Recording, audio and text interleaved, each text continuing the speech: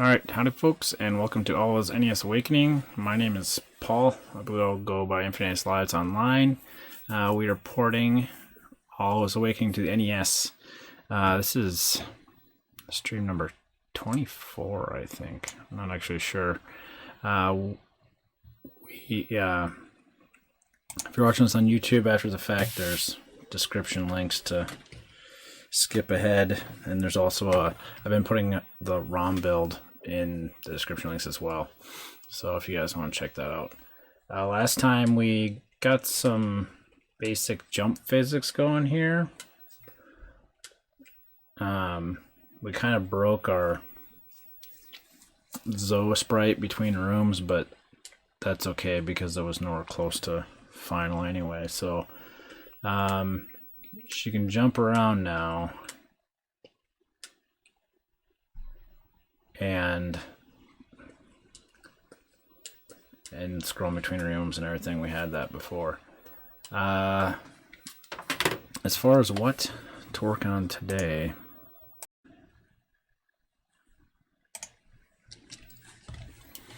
well, a couple ideas. I think I know. Oops. Yeah, it is stream 24. So, oh, there's a couple things I did right after the stream. So if you look here, you can tell Zoe she's not actually going all the way to the ground, and the reason for that is because I think her Y speed is 2, and so it's checking for 2 pixels below her instead of just 1.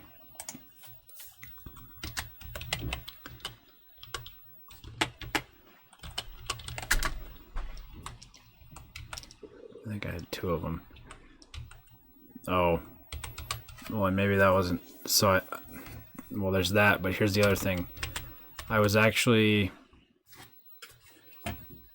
checking the scan line at her feet because the previous physics always checking 1 scan line below, but really we want to check how far her speed is. It's her feet plus the speed instead of just the scan line below. So there's that. And then one thing I accidentally got working was Zoe falling off edges. I hadn't planned for that to work. I only planned for her to be able to jump.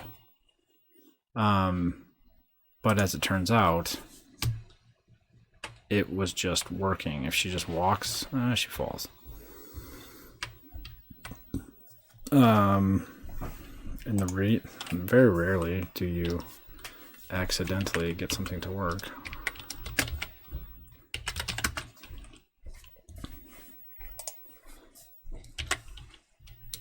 Yeah, so there she's. Oh, I gotta jump to verify it. Yeah.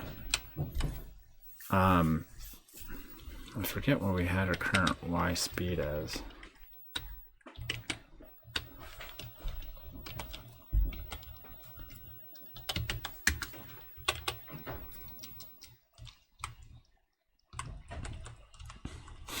Jump speed of 2.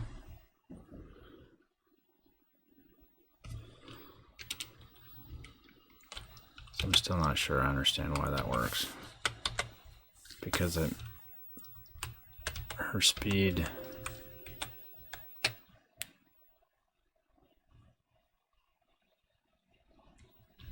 her Y speed should be 2.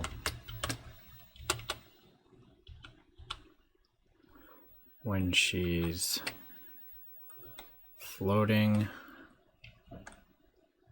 falling, fall speed, LDA fall speed set should be 2. Oh, okay, here's why it's working.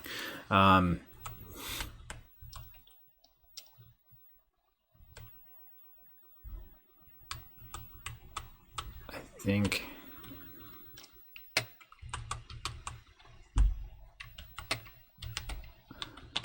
what do I do when she's not falling?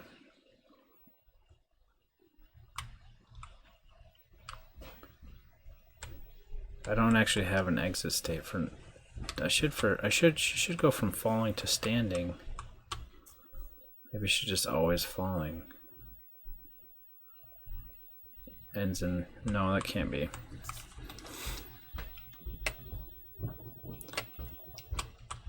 Yeah, here she goes from falling to landed. But when she's in landed state,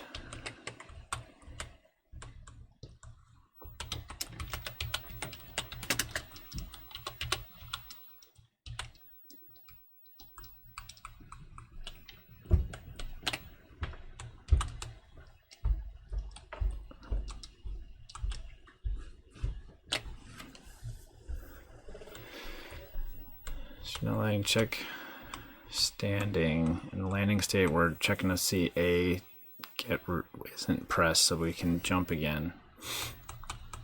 And then we roll through to standing. Check. We'll check jump.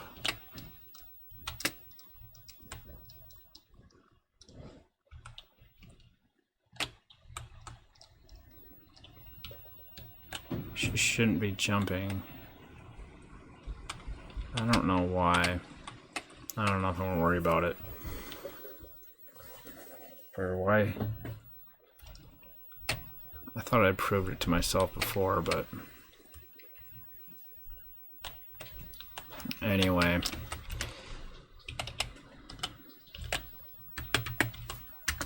As far as the falling down. Yeah, so I never set Zoe speed to 0 while standing.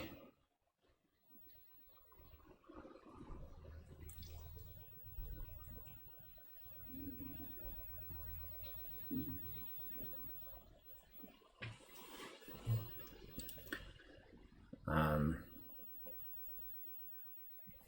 don't know. I think I'm just going to leave that. The thing that I kind of wanted to deal with is dealing with the fact that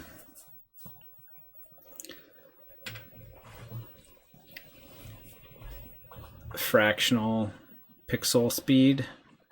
We currently only support one whole numbers of speed. And so I can do 1 and I can do 2.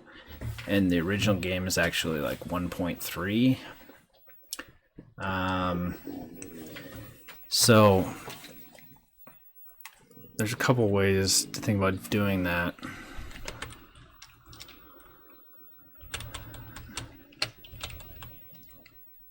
Because some frames, she's always going to move at least 1 pixel, but some frames she might move 2.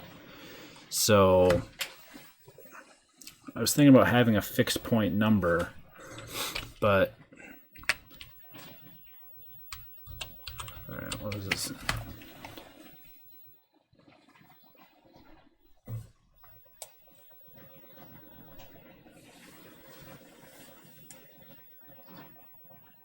If we had a 3.4 fixed point for Y speed with a range of 8 plus or minus 8 pixels about.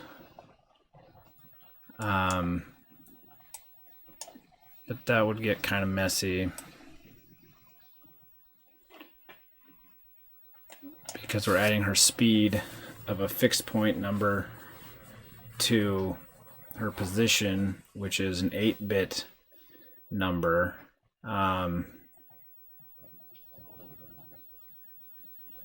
And it's always going to round, 1.3 is always going to round to 1.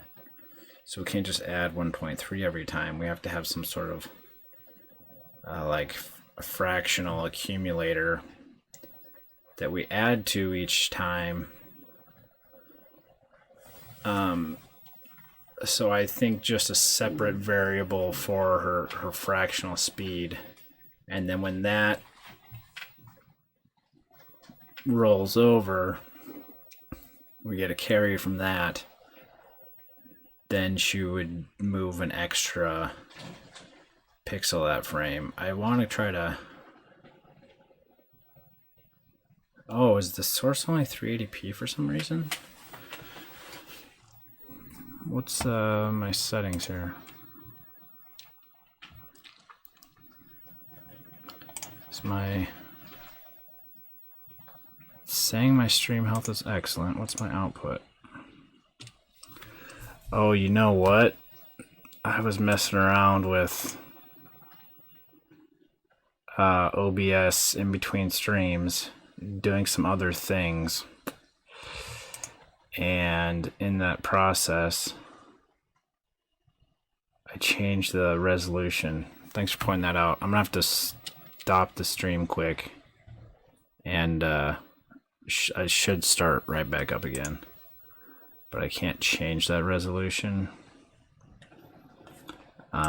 midstream. So give me 1 second here. What is it? Oh.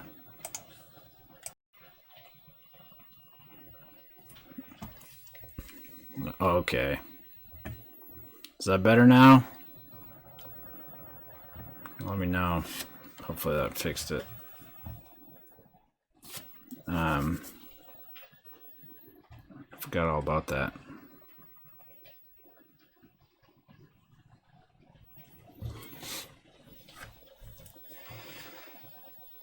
So, okay, good deal. Thanks for pointing that out, Bridgewater. And this is kind of what I'd rather have this be actual math instead of, I like it to be somewhat reusable for future things. Yeah. Well, and I like having the recording in 1080p. I probably would normally just output in 720. But I like having the 1080p recording, and I don't think you can only have the recording one, not the output.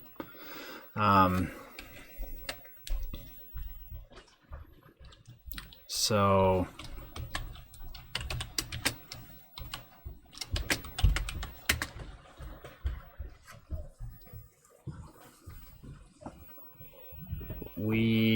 so the position is actually being stored in Zoe's sprite, and we're just yeah, that might be part of why my latency is a little bit lower too, but anyway,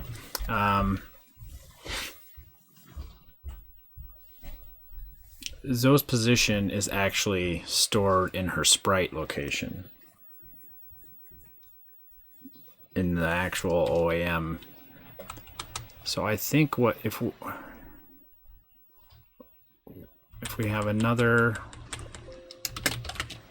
0 page variable set, well, we need a set. Oh, with position though.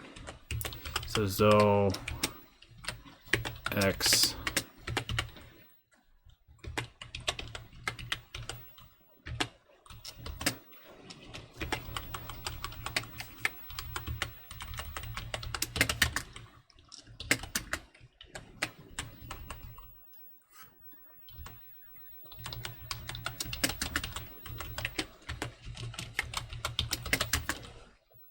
So let's add those.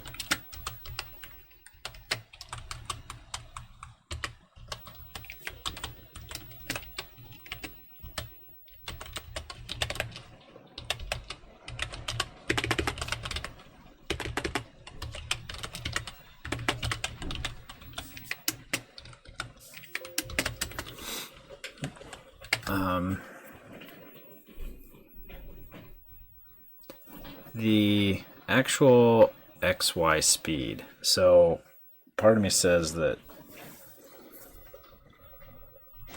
I'm trying to decide whether to have the speed remain a whole number and then have a separate byte for the fractional speed. Maybe if I think about how that math would go, then we can make a better decision here. So oh,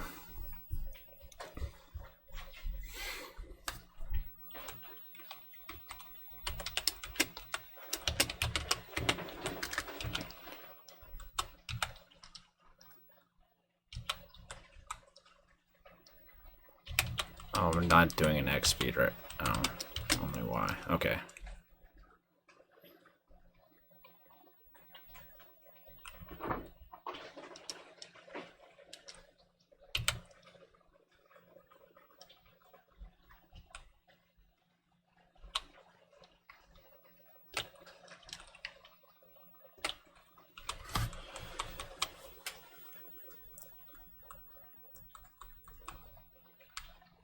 So I'm checking her speed. If there is no speed, then I'm done with the Y move. Which never happens. I don't really want to execute this code if I don't need to. But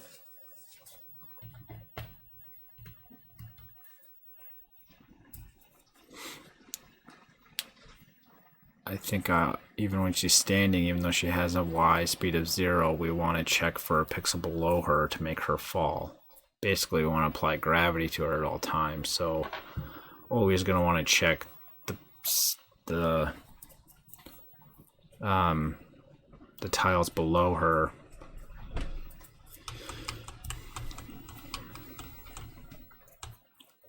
But I take Zo Y, I add her speed, and then I do my collision check.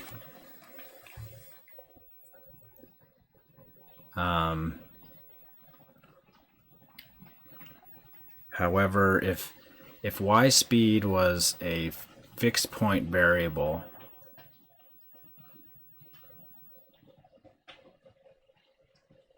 well, yeah, I can't just take 1.3 and always round it down to 1. The speed in this case, or in this situation, it always needs to be a whole number. It's not necessarily, but maybe I'm thinking about it as more as her speed for this frame, which is really her pixel movement, her intended pixel movement. And instead of that being her actual speed, sometimes it'll be 1, sometimes it'll be 1.2. And it'd be nice if this code was flexible to support, 2.2 or something.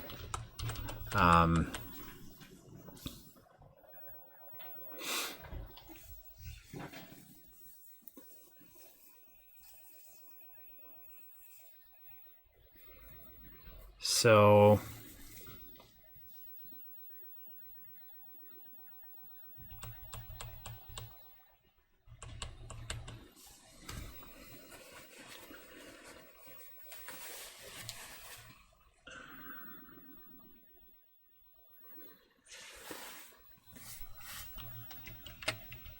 in that case,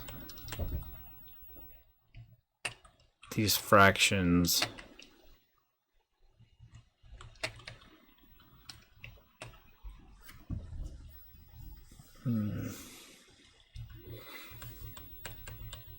part of me says we could almost have a counter in the falling and jumping code where she's moving more between 1 and 2 pixels, because I already have a Zo frame.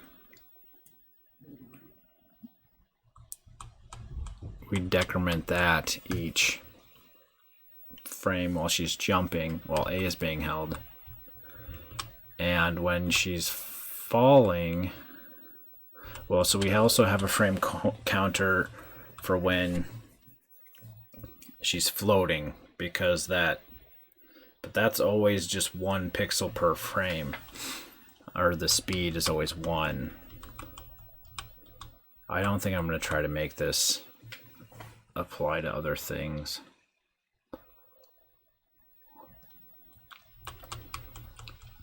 It's too easy just to, it's simpler, and we're dealing with 6502 here. So when she's falling, I'm not actually using the frame counter, but I could. So if we use the frame counter to basically create our fraction, here I'm low. So I decrement the frame counter, and I could easily have like a speed of 1.5 by saying, okay, odd frames give her a speed of 2, even frames give her a speed of 1. That would average out to 1.5. I could do, there's only 6, how many frames do we give her a maximum of for jumping?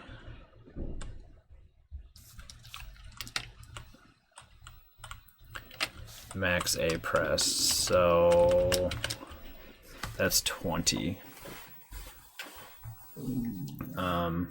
Stomach growling.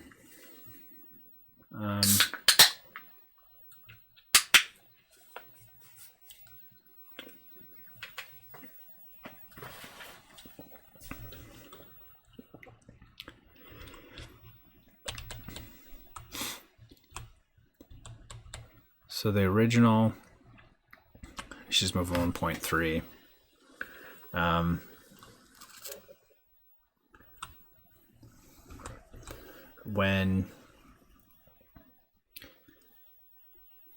So if I add PAL support by skipping every 6th frame, that brings her down to down to 0.8 pixels per frame.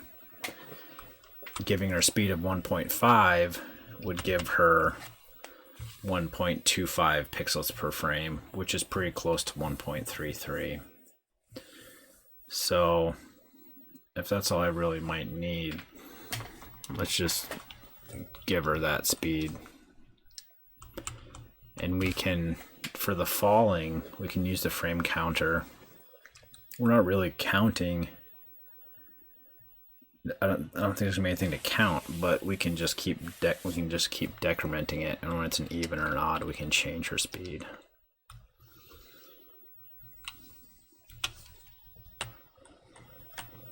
So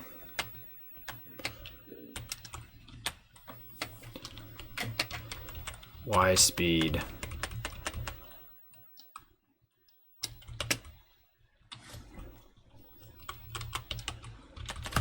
so jump speed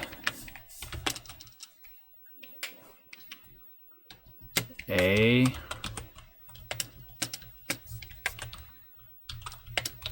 and B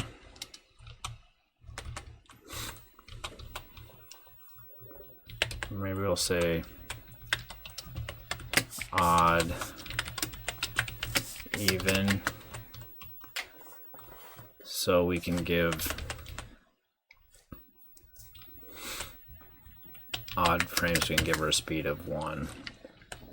And then for fall, float down from fall speed. We'll put it in variables just so that it's not hard coded, but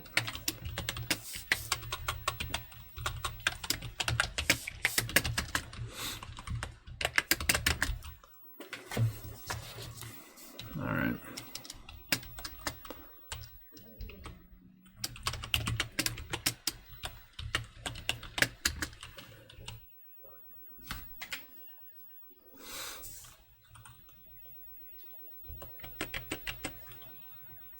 So compare, oh, we have to load it. Although, what do we have for about What about a bit test? We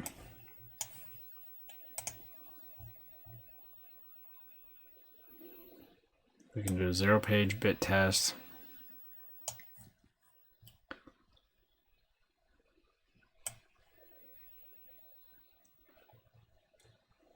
Sets a Z flag as though the value of the address were ANDed with the accumulator. And the S and V get copied over from bit 6 and 7. So we can bit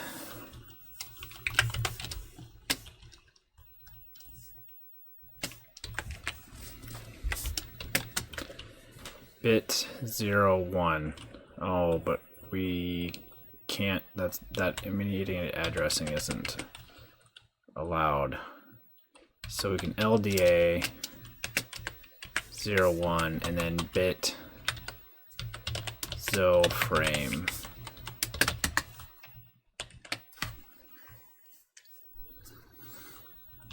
We can branch if it's equal, then it's going to be an even frame.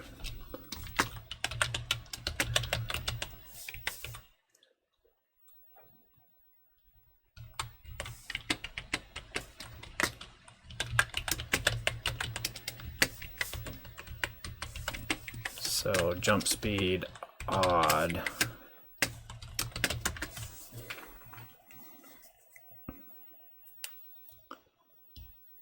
And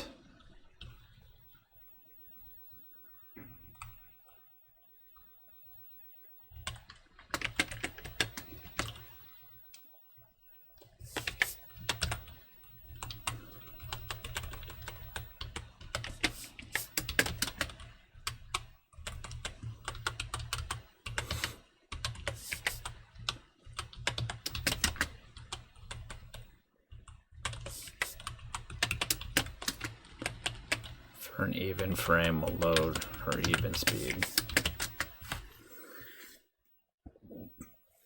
So that'll give us a speed of 1.5, hopefully.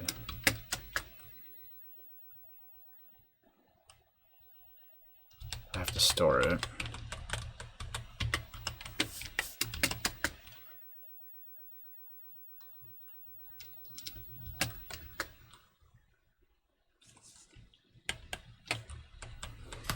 Okay, so we load with 1, bit test the frame. If it's 0, it's an even frame. Okay, and we'll branch there.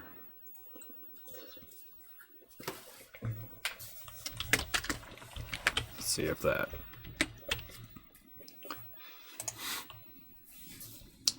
Just trying to get a feel for her jump speed here. Although she's not going to be able to jump as high. Or no, she'll jump. Yeah, she'll jump. Because my count for how many frames she can jump. Hey, Virus Nut, how we doing? I count how many frames she can jump while I'm holding the A button.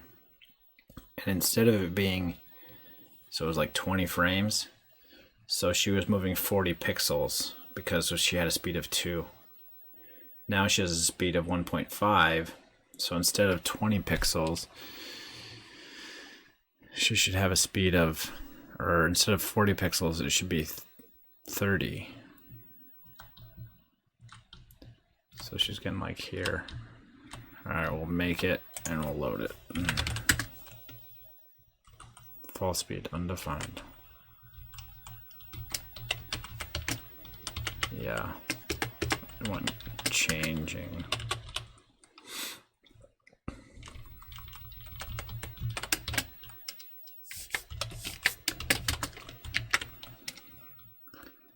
Let's see here.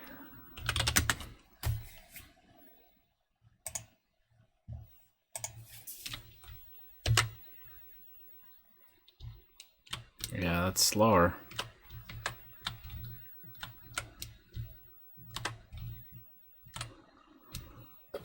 And she's not jumping as high. Why don't I use an IDE? Oh, this is an IDE. Messing is as much of an IDE as we get on the NES. We're programming an assembly. I can show you the debugger. It might resemble something more of what you call an IDE, although I'm used to thinking of IDEs in terms of microcontrollers.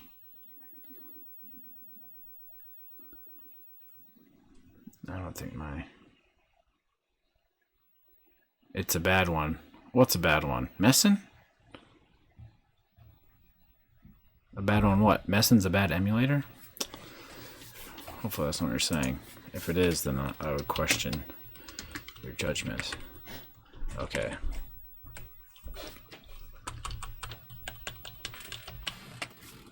There. Although I'm probably going to close it out. But here you can see in Messin, it'll step through your code. I only really use it when I'm debugging. IDE SCSI forever. Yeah. But you can see all the variables. There's all kinds of things that are in here. I'm not going to go through it all, but this is what I think of when I think IDE for microcontrollers, which it's got IDE as in like the IDE cables or integrated. What is IDE cables? Data something. Anyway, versus SCSI, which is a different protocol, is a nerd joke. So, hey, there you go. Integrated drive electronics. So if we still want to have 40 pixels be her jump,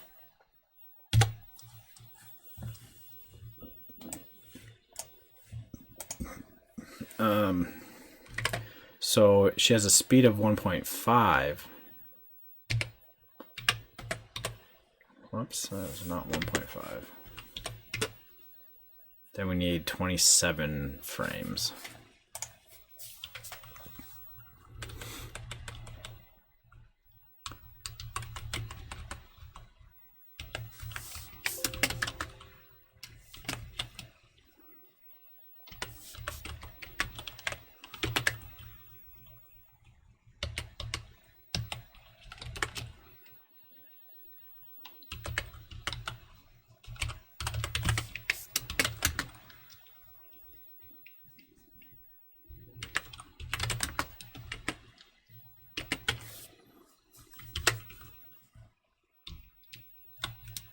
Okay.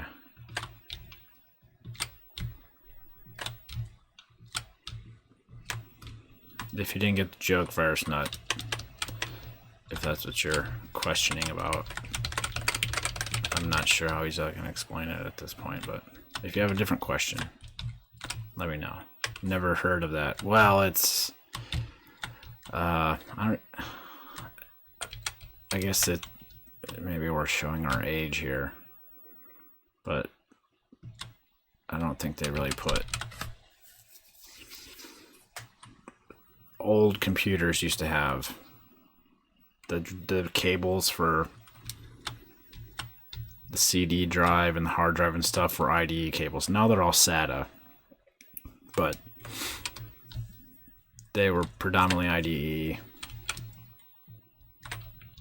and the alternative was SCSI. I think SCSI was before IDE was popular. SCSI was more popular, and then IDE, and yeah. It just happens to have the same acronym. Okay. Well, that was easy with the frame counter. So let's do the same thing for down. Although,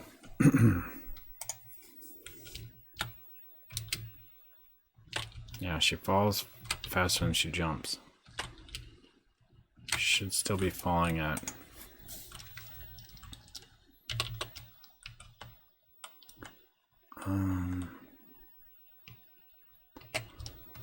Let's just set the fall speed to 10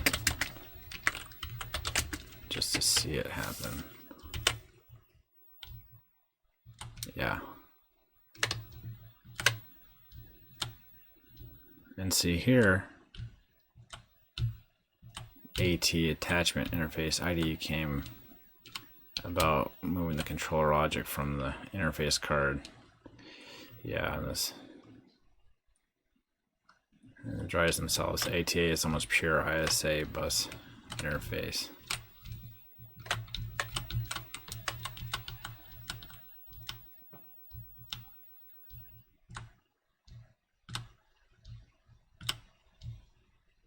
The more times she jumps, it's like I'm always let myself go one more pixel down.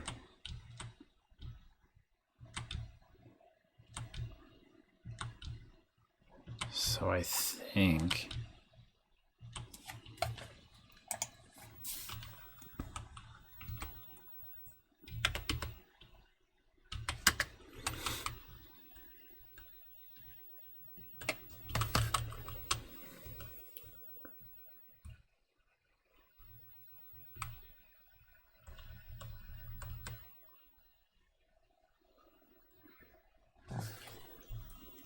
maybe it should be -2. What's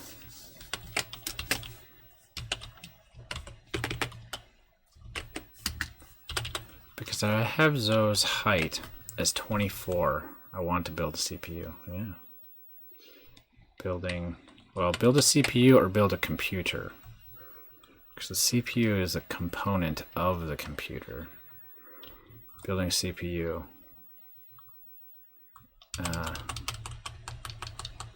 Is a different level of difficulty than building a computer.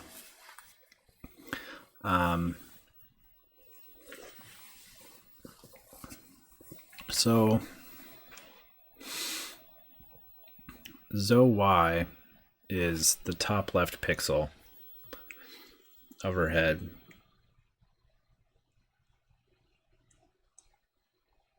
If we're going to add her height, 24 would actually be the pixel below her feet.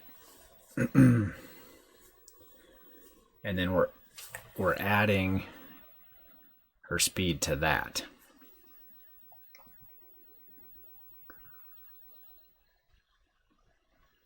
But I'm not doing that. I'm doing 23, which 23 is the scan line at her feet. And then we add speed.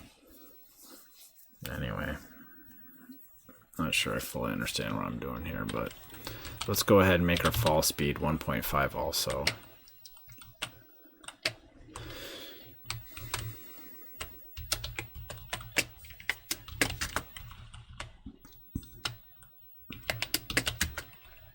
Why don't I use Unreal Engine? Unreal Engine does not support the NES. That is why. We're making a game for the NES. It's a 8-bit 6502 processor with 2K of RAM and 2K of graphics memory, and runs at 2 megahertz, and all of these things are not supported by any modern development tools except for tiled. We got things working with tiled. All right, fall speed.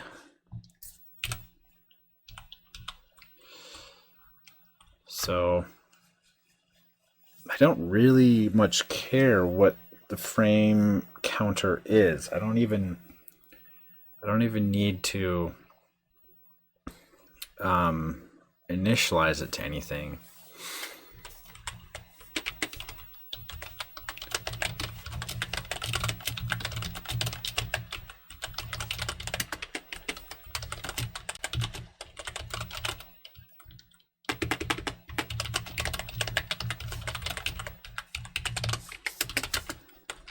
Let's go ahead and delete these 0-page variables. We don't need them. At least getting by without them for now. So deck frame, or what is it? So frame.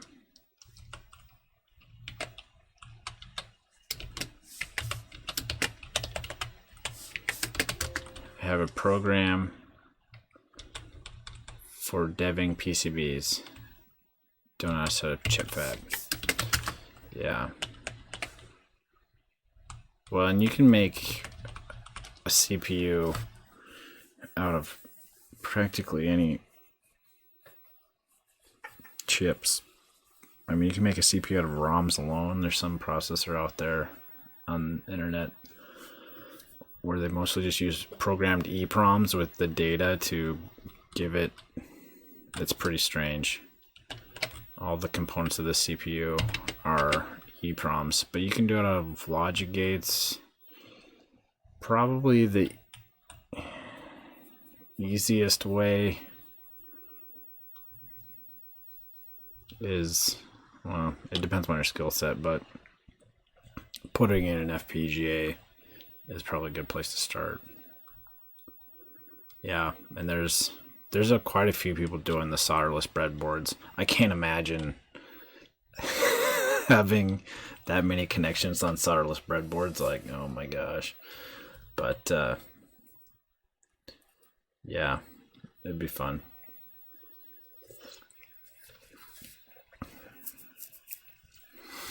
I think it'd be interesting to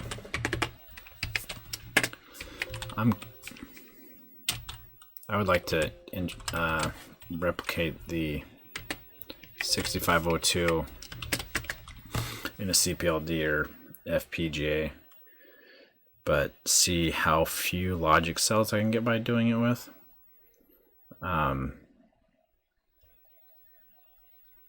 And to kind of help it use as little logic cells as possible, just kind of throw out the whole speed.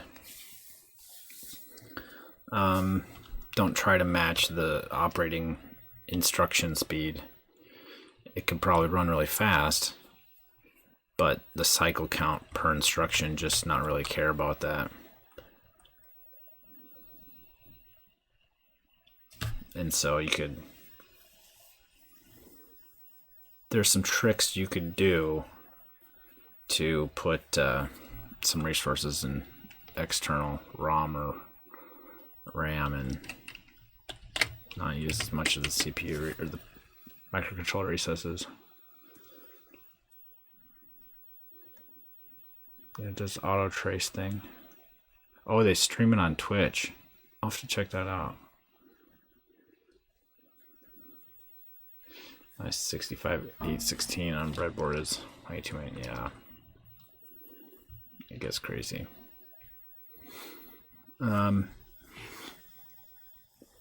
Part of it is like you make one of those things and it's like, okay, what do I do with it now?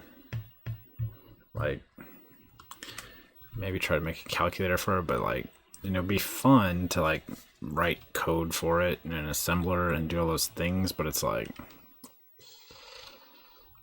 it's cool and that's like about it. Giving it some useful purpose, like it's just so much easier to use a microcontroller or something that's already existing. Okay, so decrement frame counter.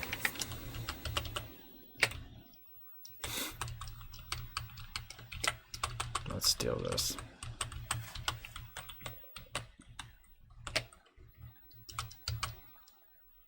So from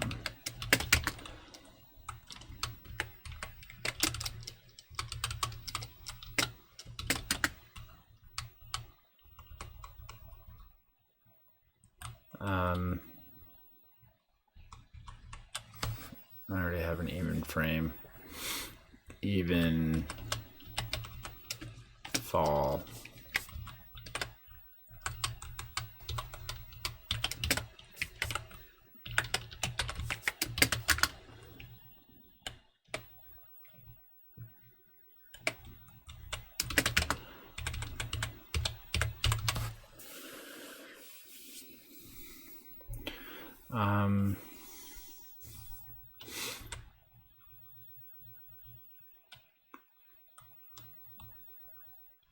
Never trust an auto router.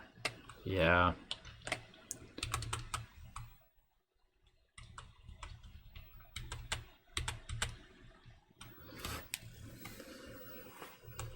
Alright, so I need to replace this with fall speeds.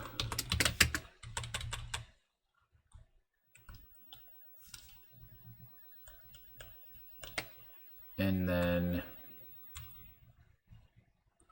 it just falls through to check Y speed. I think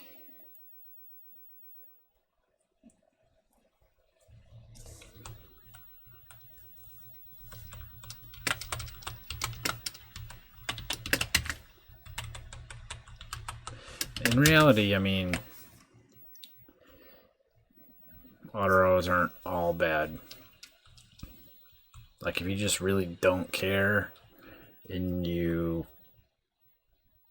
have a circuit that you want to have in your hand, and I mean, I would argue that auto routers are better than wiring things by hand, but I also strongly prefer to route everything by hand as well, but I also enjoy it.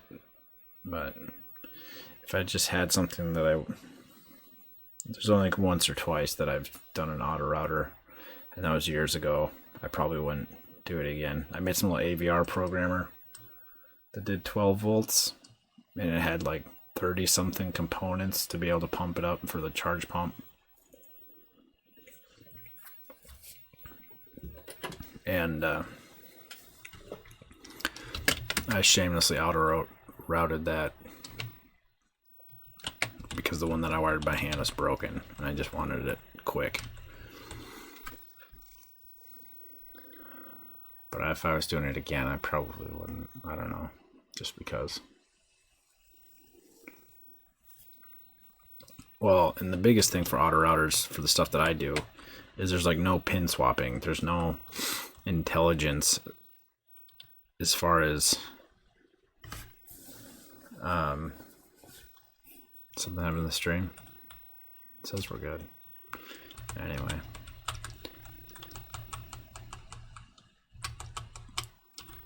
The routing is greatly simplified if you swap pins, especially on FPGAs, CPLDs, and SRAMs, stuff like that, where it doesn't matter. It's address pin is an address pin, data pin's a data pin. So I think we got our fall speed. Right. Yep.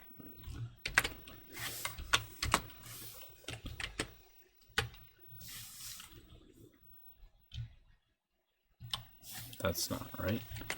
Did it build? Looks like it's still 10.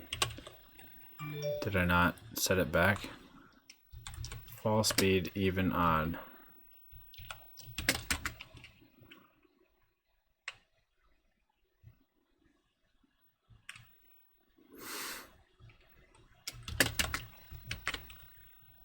For PLDs, you have an option, redesign the logic terms to move the pins around, right? But the PCB can't, or the auto router can't be like, oh, the traces are coming at the programmable chip in this direction, so let's make the pin assignments based on that. It wants you to tell it what pin to connect it to, and then it tries to do that. Maybe there's some really great auto router out there, but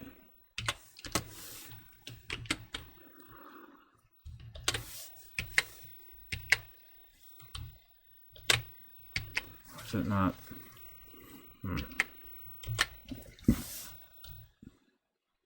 There we go. So that's about 1.5.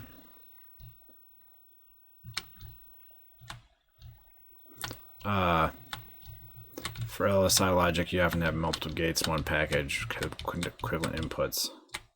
You can swap switch gate switch and select which is input signal. Yeah, and it's pretty much unrestricted for CPLDs and FPGAs. And yeah, we did do Snake Grunger. We did do the Nebs and Debs Kickstarter PCBs. The program is PCB Artist. Oh, I made an NES game called PCB Artist. once upon a time. The final level was designing a mapper AO-ROM, I think. Yeah, Nebs and Debs is a pretty good game. Chris and those guys are already working on, I don't know if it's a sequel, they hasn't said a whole lot about it, but they're working on something.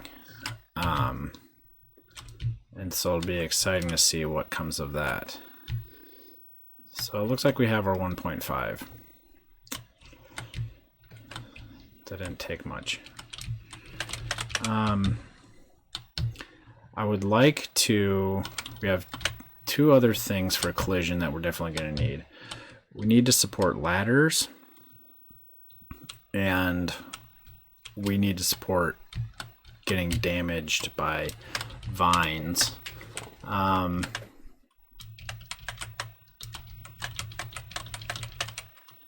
You're recapping a Turbo Express. Now leaky cap smells so bad. Yeah.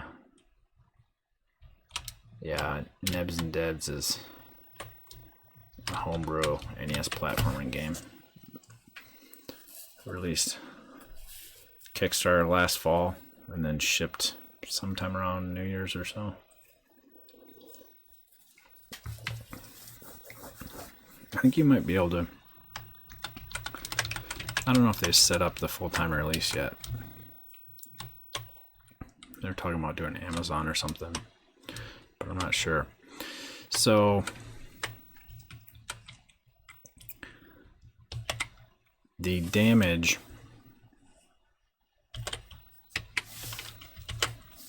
what am I doing? So damage would be somewhat easy. Worst part of recapping Turbo Express is dealing with the white gunk on the high voltage section. Yeah, I don't know, I've never really dealt with that thing. Has anyone else here played Need for Speed? I played a Need for Speed game on the original Xbox like 15 years ago or something. I don't remember which one. So let's bring up Tiled. I don't have the oh,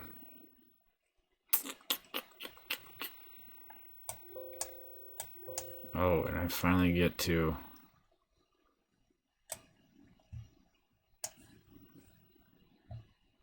say I'm already a supporter for Tiled. I started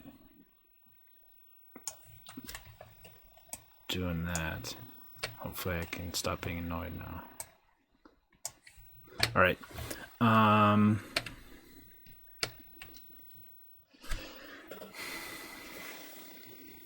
So our collision detection right now is based on the last row.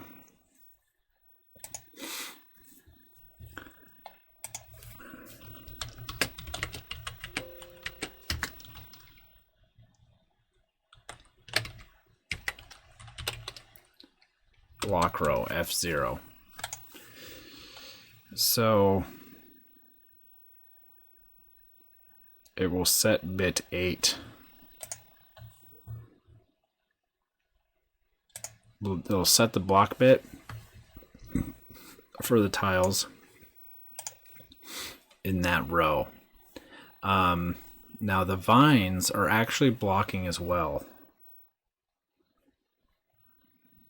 Hey Vibe, we're doing pretty good. We did some fractional jumping. So Zoe jumps and falls at 1.5 pixels per frame, which I think is pretty close to the original. I just have just use the frame counter to give us a even or odd frame. She gets 1 or 2. Yeah, collision detection. NSF tiles. They're stupid large of NSF tiles. It's not safe for work. Can you try to make a 2D game for PC? I am. right here. PC emulator. That's about as where all my things go. The PC supports the NES, so by that I am making a 2D game for the PC. This game is actually already released on Steam. You can go download it today, play it on PC, PS4, Switch. It's already done. I'm just thought it'd be fun to port to the NES, and so that's what we're doing. My interests lie in making NES games. Nope, not free. It's not that expensive though. I think it's like a $10 game or something like that. Maybe 15, sometimes it's on sale for 10. But if you just go search Steam Alwa's Awakening, you'll find it. It's by Eldon Pixels. I can show you, as long as Steam doesn't take forever to update everything I don't need to update.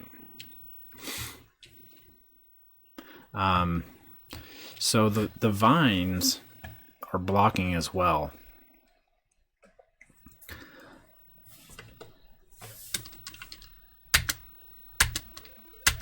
Here's the actual end goal.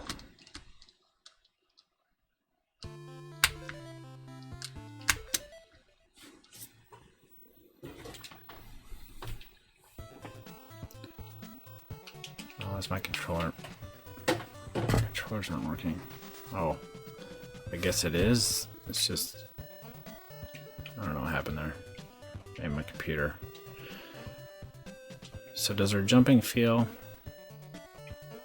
or look?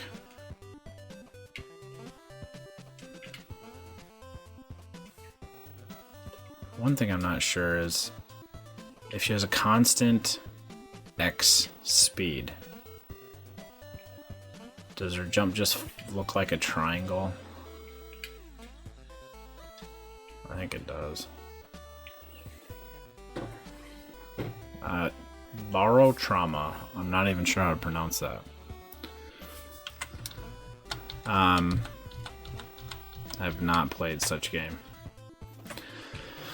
So the vines, we'll want those to be in the blocking range. Let's go ahead and run into the vines. I think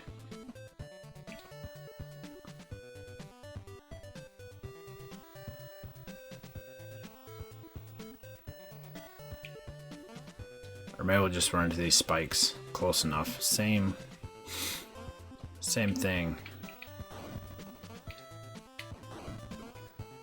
So it doesn't actually, I mean, it blocks her. She can't pass through them. So we'll set the blocking bit, but I also want an additional bit set for like a damage bit. I don't have these tiles arranged in a way that's going to make this work. So maybe we will massage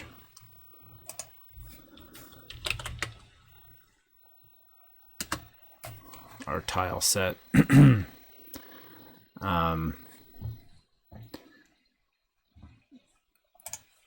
We also need to change the location of the ladder. So I want all of the blocking after a certain row. I want to have her movements not be, she can't pass through it, blocking. So tile numbers of a certain,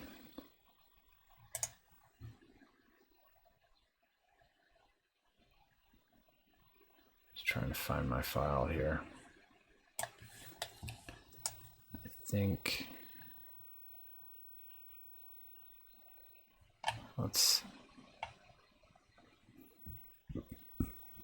so format.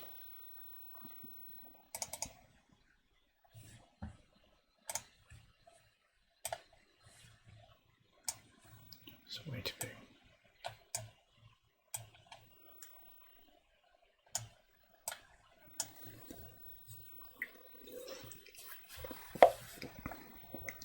Sub game where you play the game on the moon, not the Earth. That's no moon. Yeah. I played enough real submarines to lose my interest in submarine games. Why is this selection?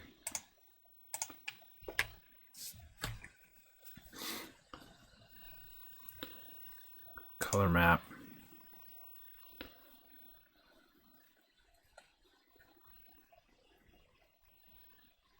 This is not.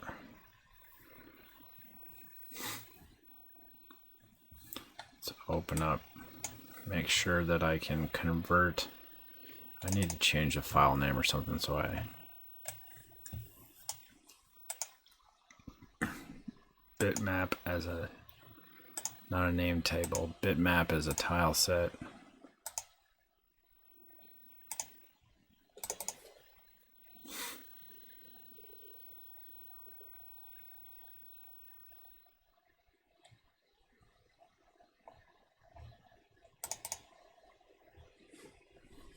Yeah, that didn't work.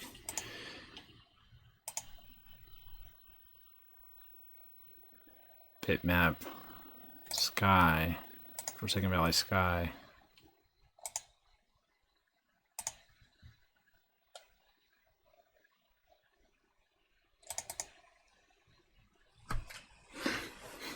That one looks good.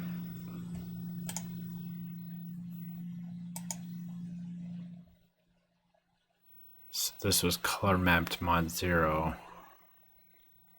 This one also works. Import.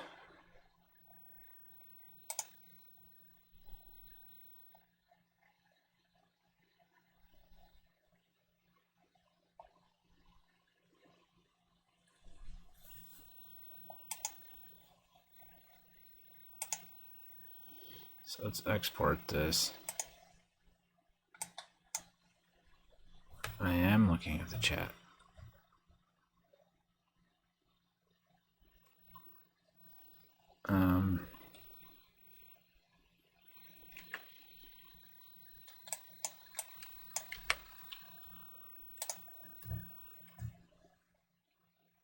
Oh wait, what is this? Not PNG.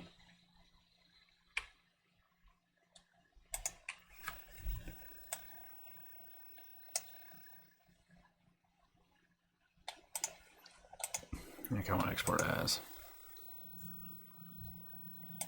I just change this to bitmap. That doesn't work.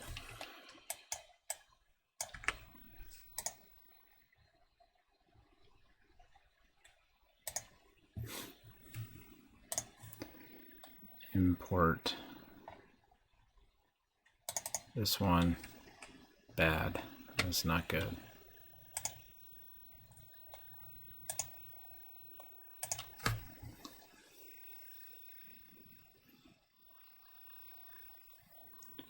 So I have a dirt.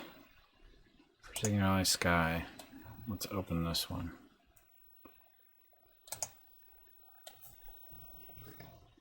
I think this is the original one that I have. Export as.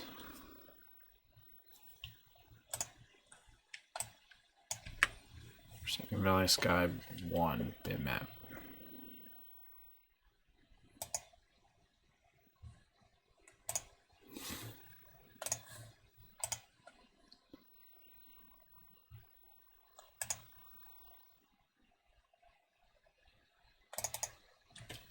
Nope. Because what did the initial process I went through, I didn't actually fix it in GIMP. I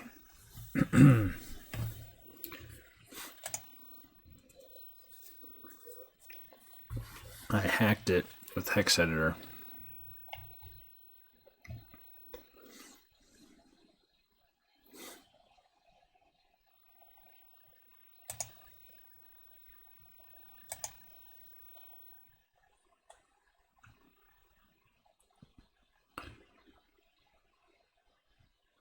Let's just open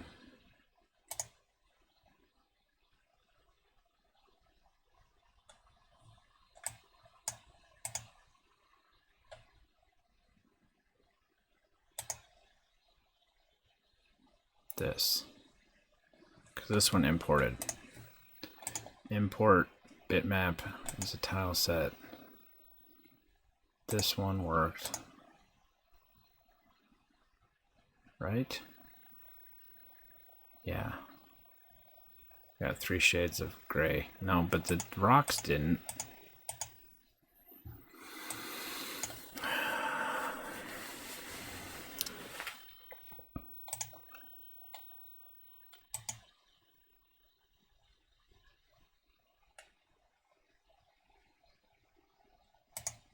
Sky 0 bitmap.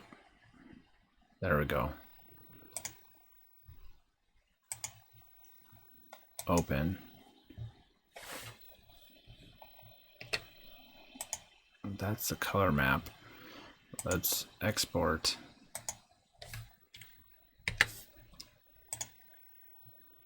Export as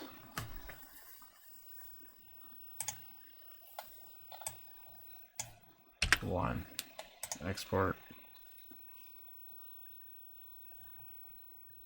Come on now. Oh, I already have that. If I get this all working, I'm going to save it in a separate folder.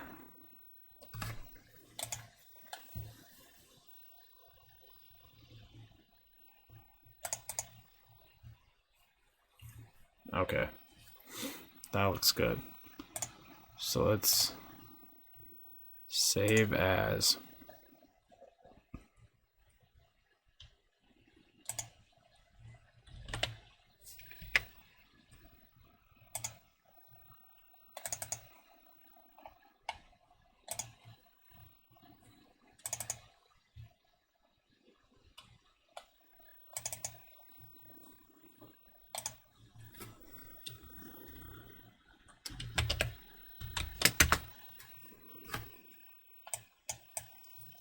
So Forsaken,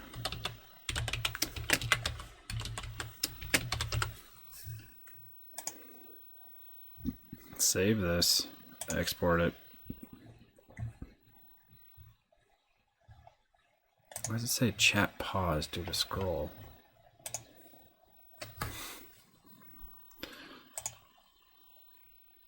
Export as.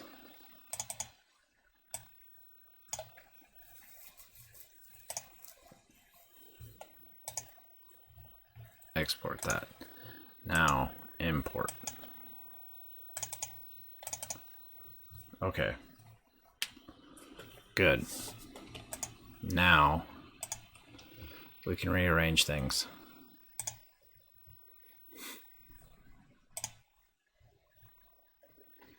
So let's put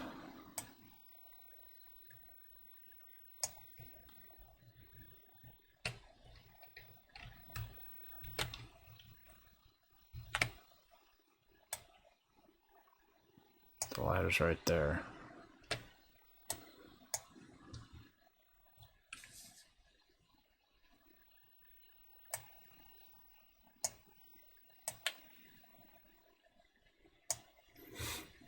I want to move everything up.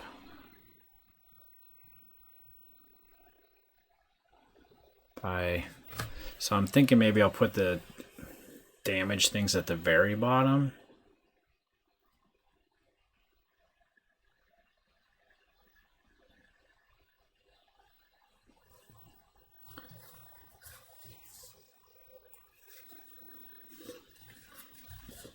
Or do I want them to be like a boundary between things that do and they're not necessarily going to be on.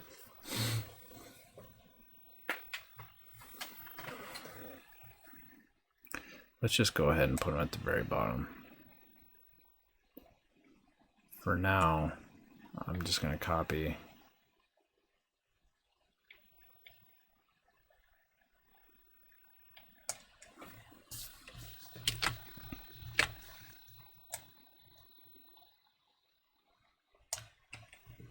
Oops.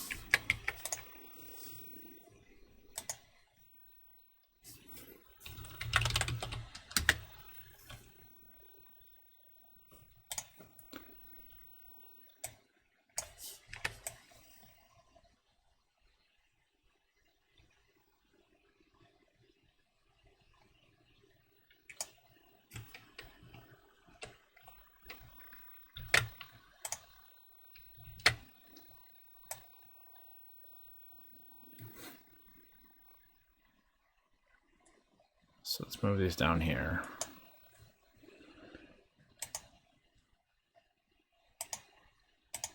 No, I'm trying to paste that on the vines layer. Come on. What are you doing to me?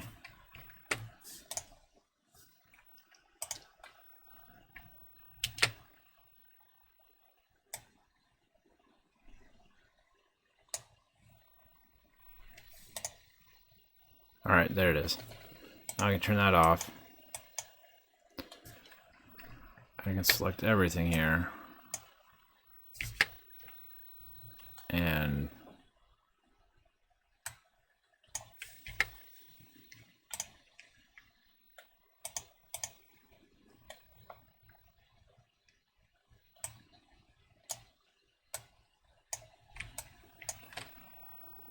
where's the move tool?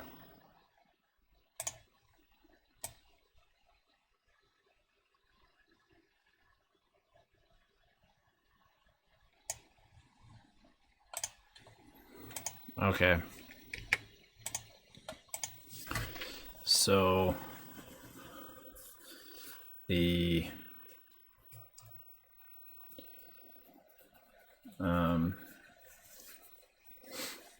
vines are at the bottom.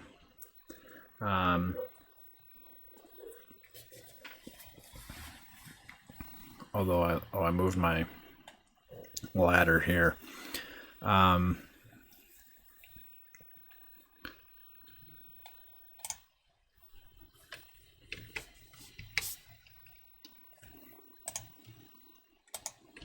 So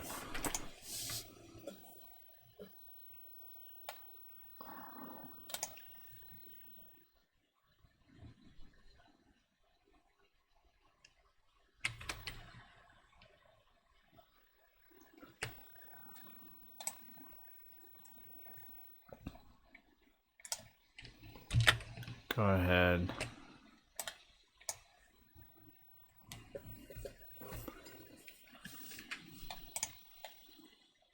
Remove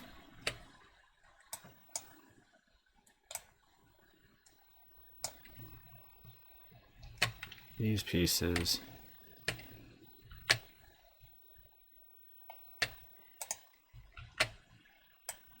Down here.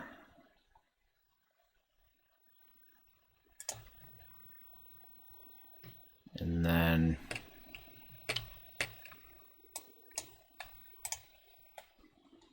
I'm going to move these down.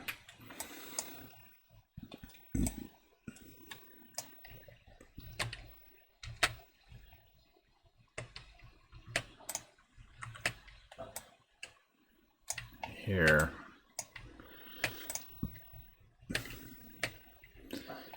Then we got to remove these ladder pieces.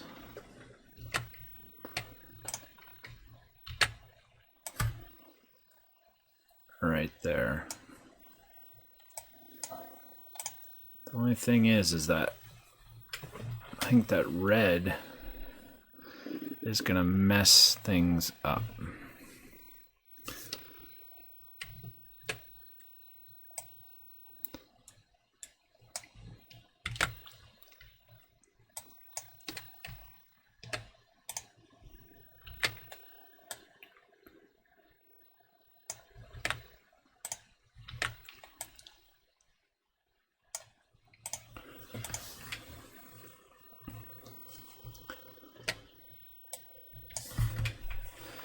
So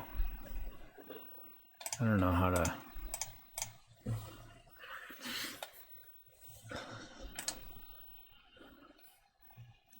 there's a way to combine the layers if I merge visible layers. Clipped to image, clipped to bottom layer. Merge within active groups. There. So let's try to export that now. And re-import. I think it worked. Everything looks good. So let's export tile set as a no. We want to export the tile set.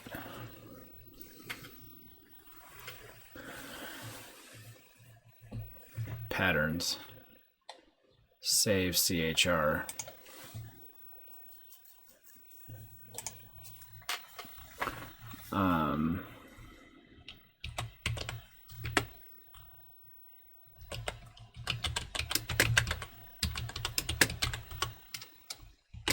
Vines bottom.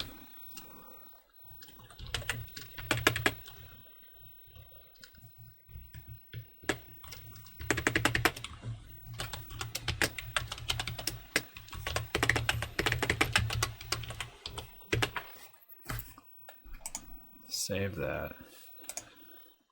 Now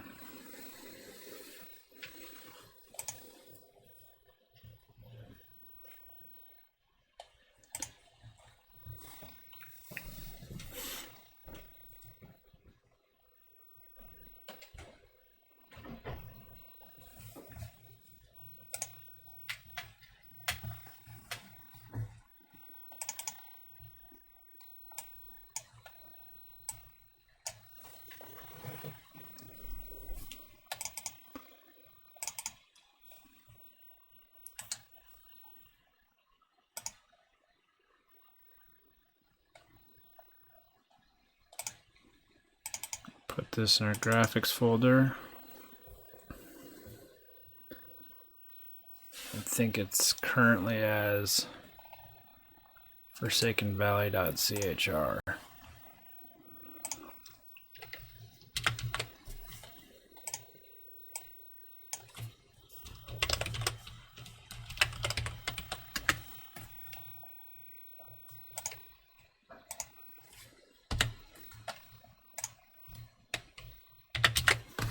I'm just gonna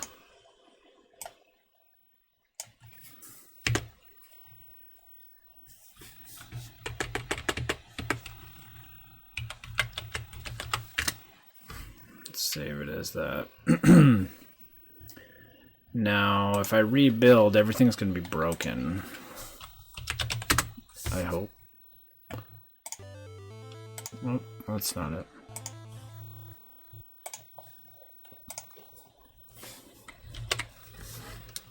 Yeah.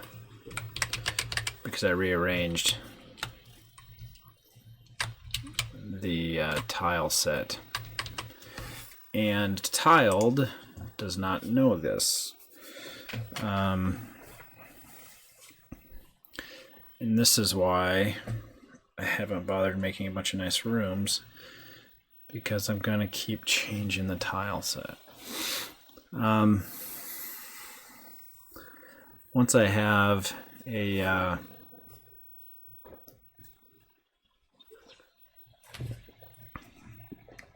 game plan, then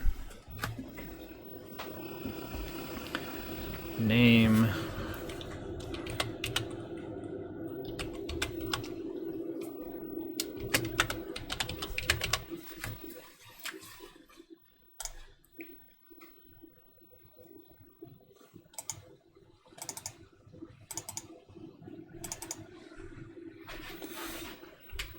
transparent color. I don't have one.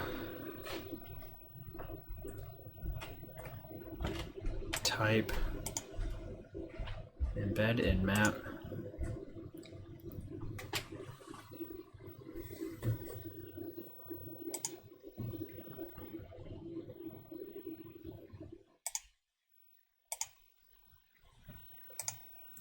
Okay, so there it is.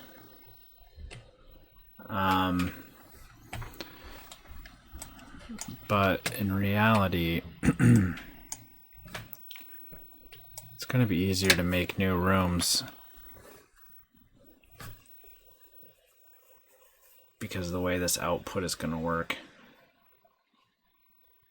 It's going to list two separate tile sets.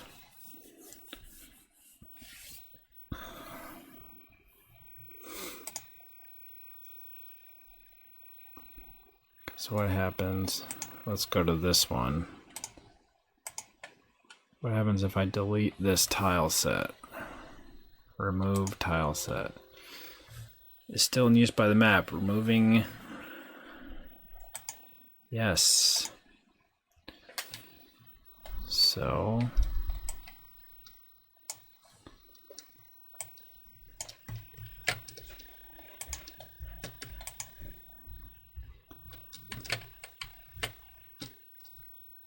There's some way to fill. This makes a line.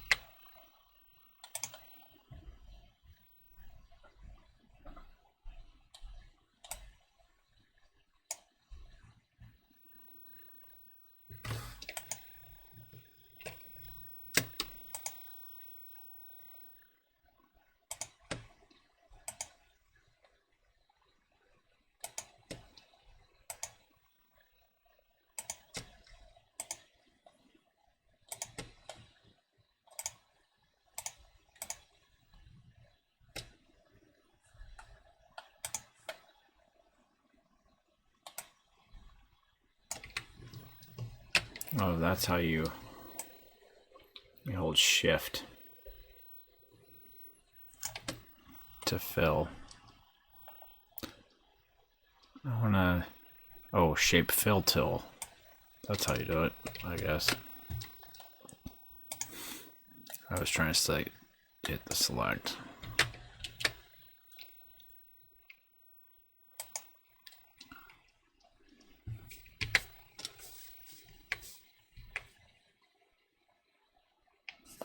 R for rectangular select.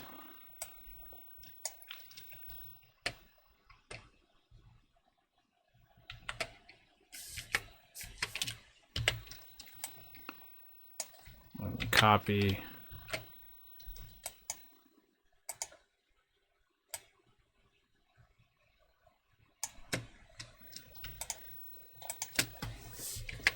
Anyway, so for now I'm just going to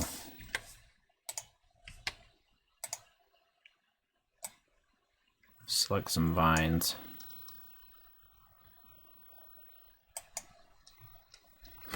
And we'll put those there. And I'm going to select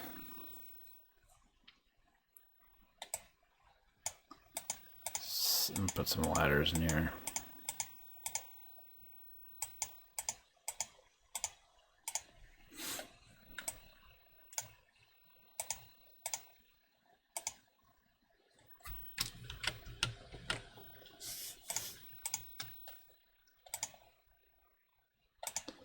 That doesn't look quite right. I think I moved. Doesn't line up well.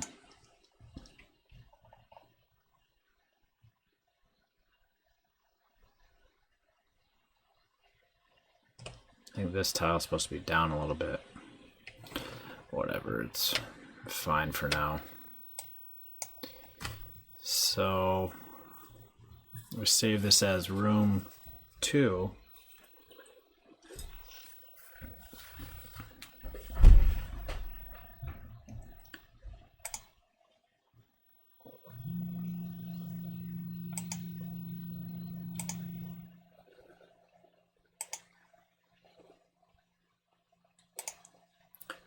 Export as Lua.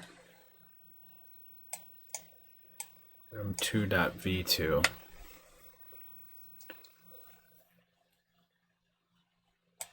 Wow, room2. .lua. There's going to be lua.lua. Yes, replace it.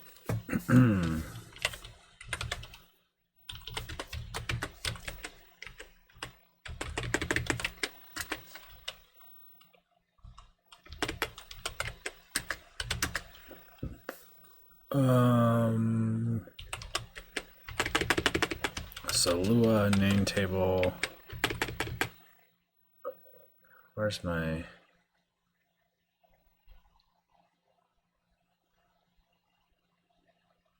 Oh, create name table.lua, hand it room 2, and see if it does it.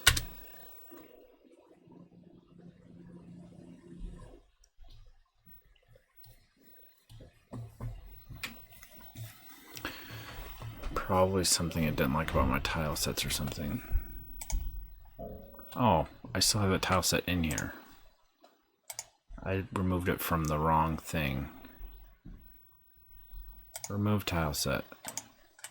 Why won't you do it? Remove tile set. Let me remove this one.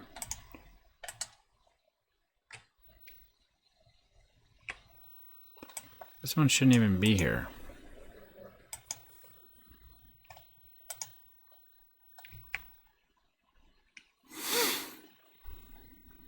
Why is it here?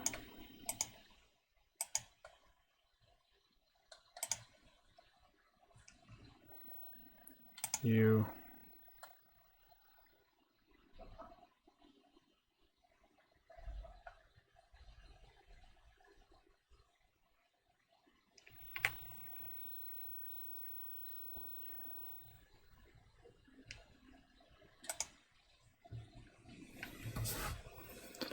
Close that, but where is it?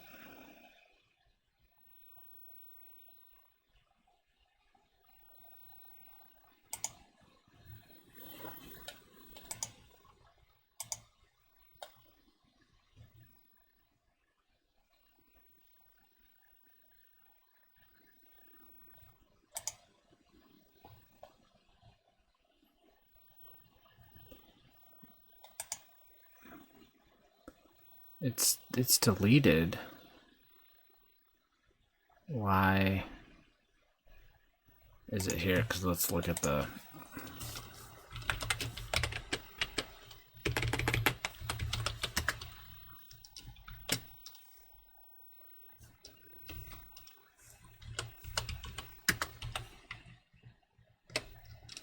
tile sets.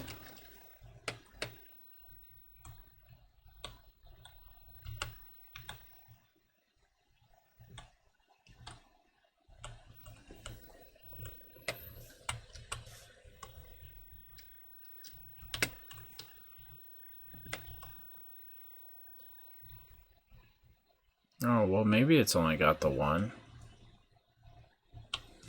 Why is every time I use my script, it doesn't work?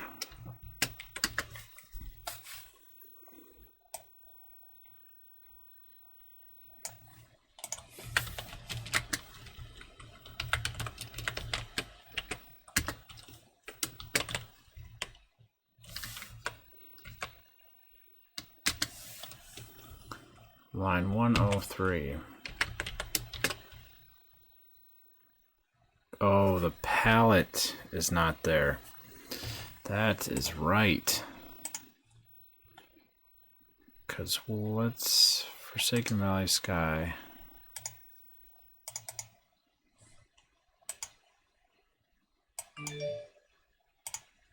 Open.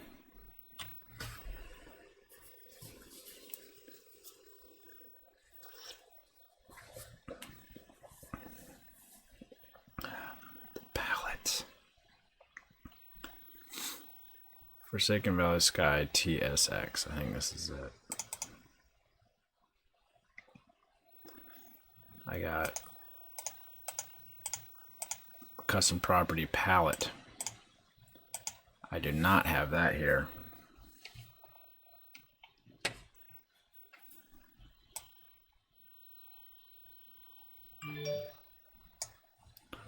What palette were these? 0.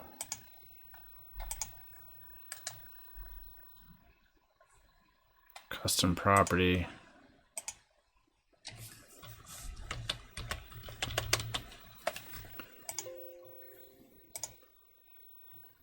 These should be 0.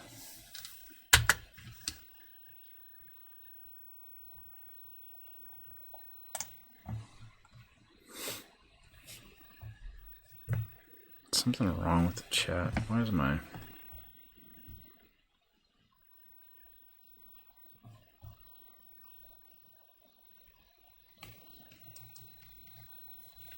I don't know. Seems fine. My phone doesn't like it though. So those are 0. The dirt is 2.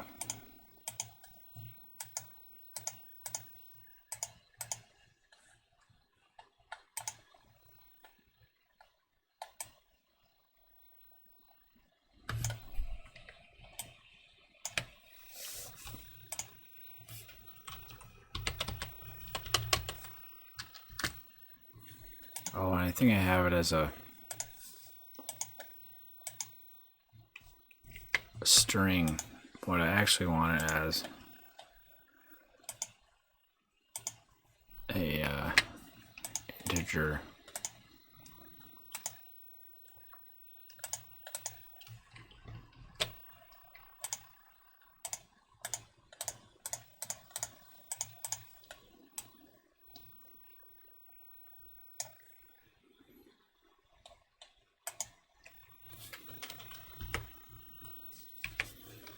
And we'll add it for everything.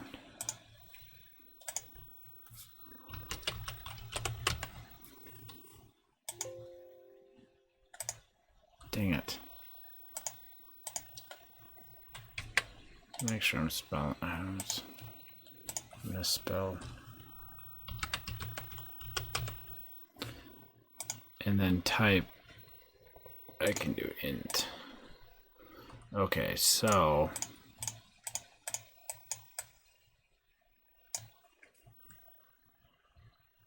Did not.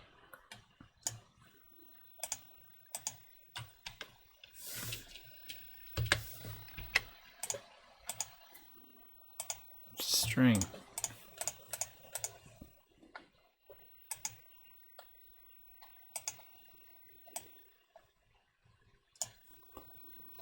Add a property.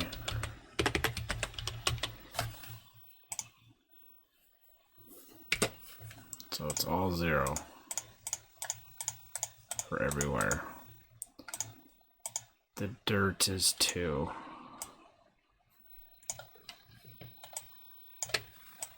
These all set to 2. The sky is probably 3.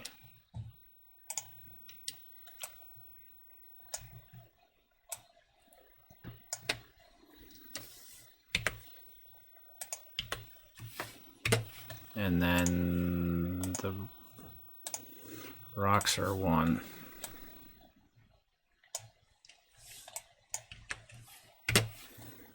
Okay.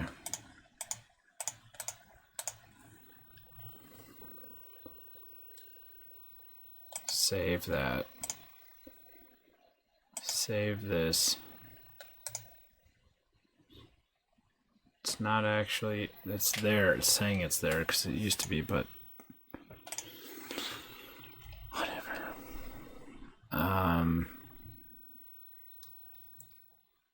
So now let's export. Reinventing the wheel every time I do this. Really, I'm just forgetting, I guess. Oh, that looks good.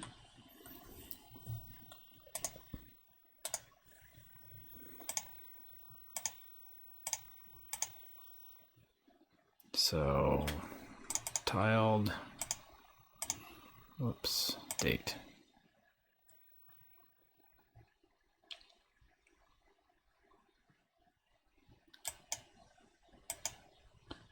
Oh.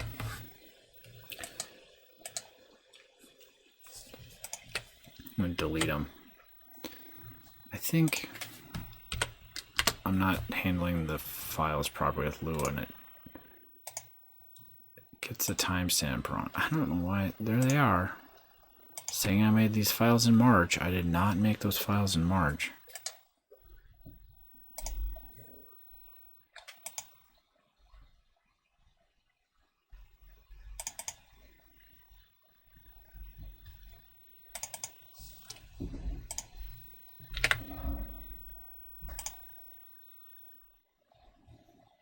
Okay, now they no longer have that timestamp.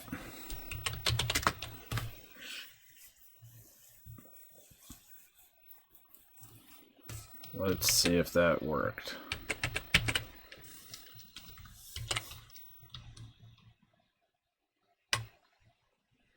There we go. Uh-oh.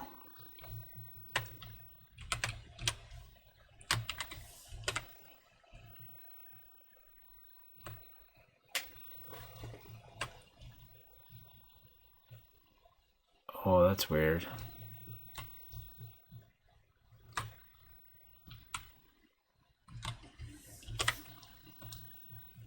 Why? Oh, I know why.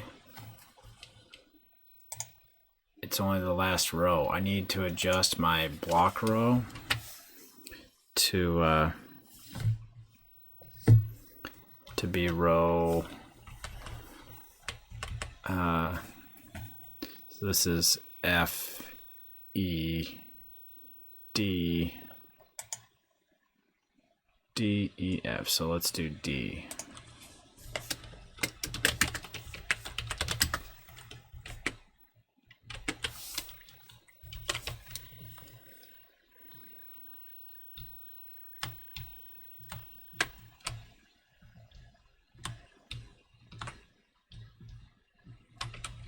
Oh, because in this screen, let's just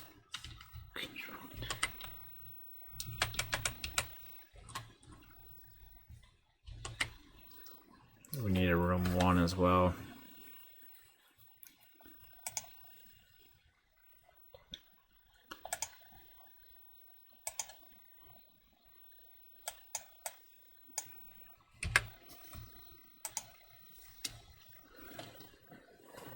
But let's move.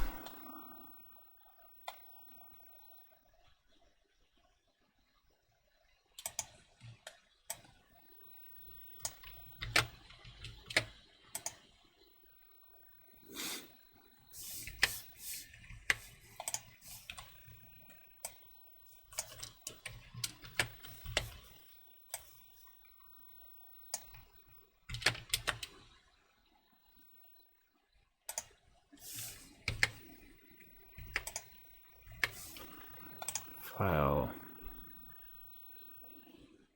Export as room 1. Oh wait, hold on a second. Yeah, no, it should be good.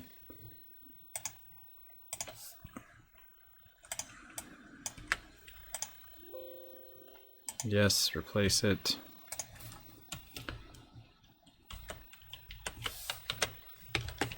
Room 1. And then copy those files over.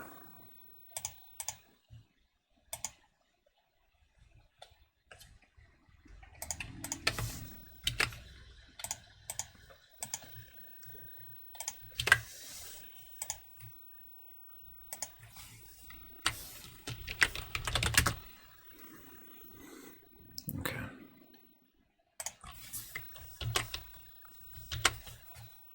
Oh, that doesn't look right. Wait, I saved as room 1. Why did I do that? I need room 0.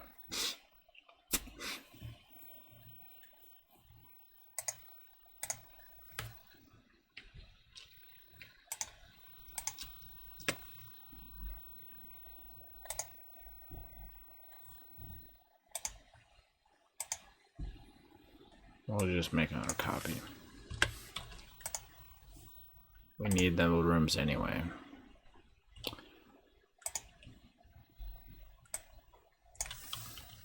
In the tiled projects, but I'm going to be redoing them all. The files are the same. I'm not going to...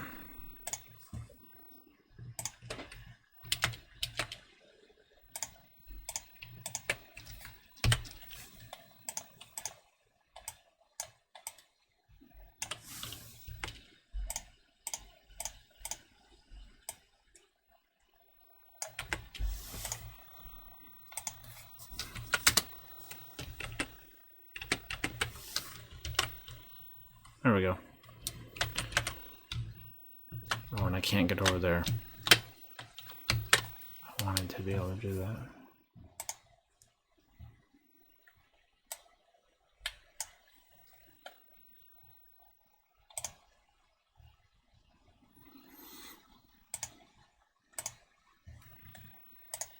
Export.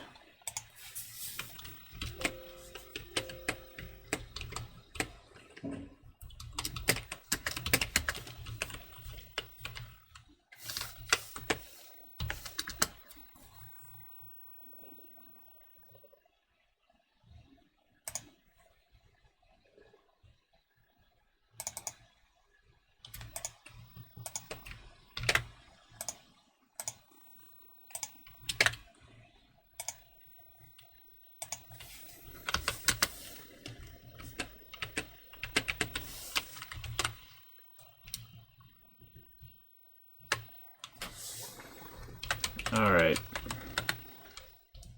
So now let's do something else. So I can stand on the vines.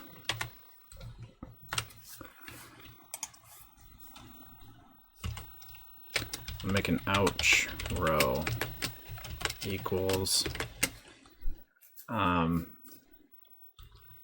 E0.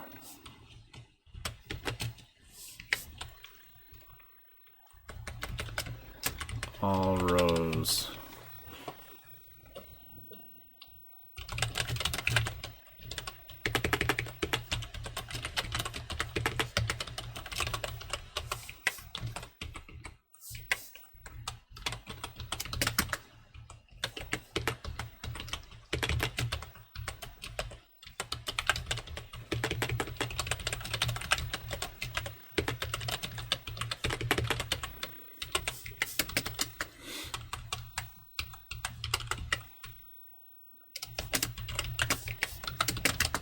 so make the ouch bit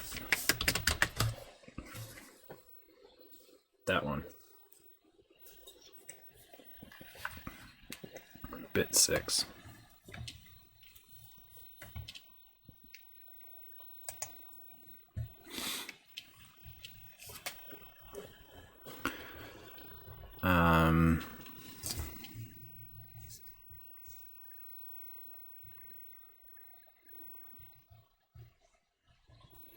I'm probably too late, but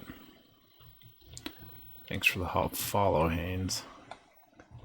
I gotta figure out how to get better notified on that.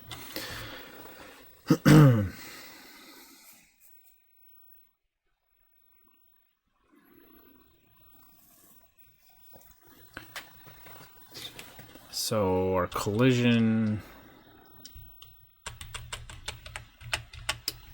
block row.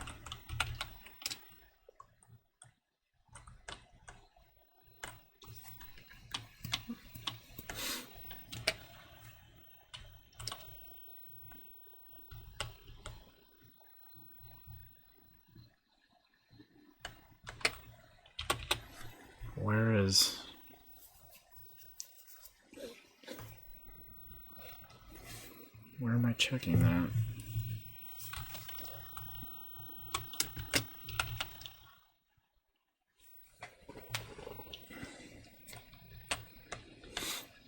It should be here.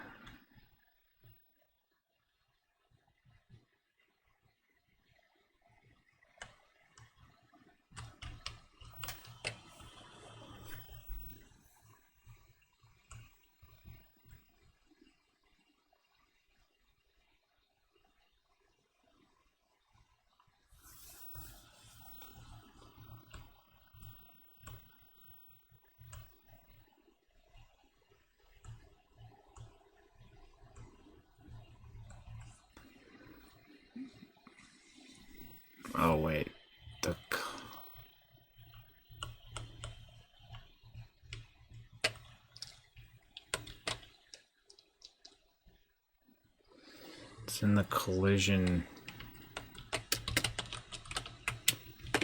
Where is...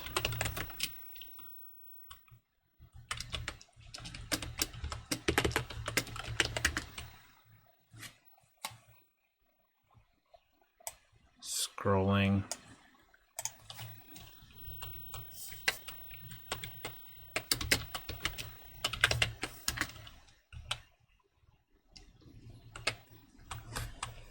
Okay, so I make a range check for block row, and I'll set the block bit. Check ouch, I haven't done that yet.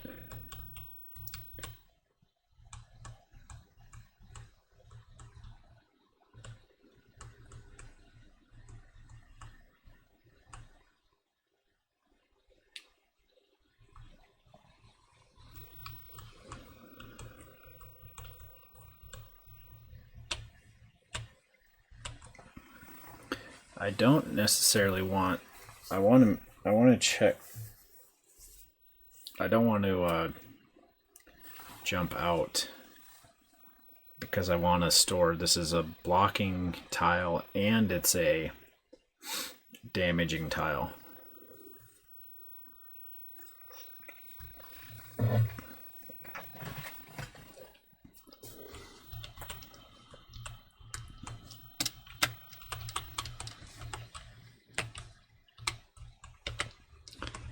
So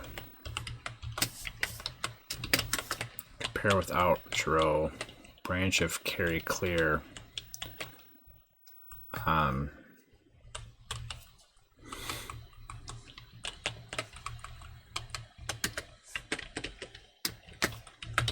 Check ladder.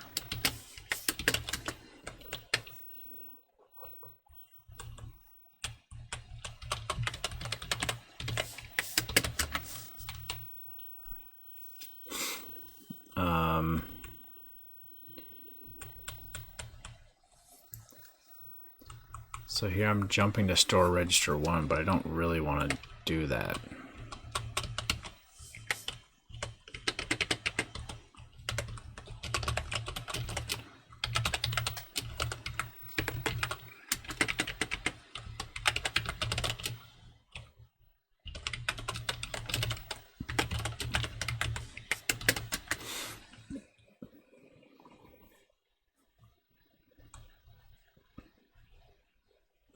But there's no point if it's, because the ouch and the block are the same, if it's not a blocking row, there's no point to check ouch.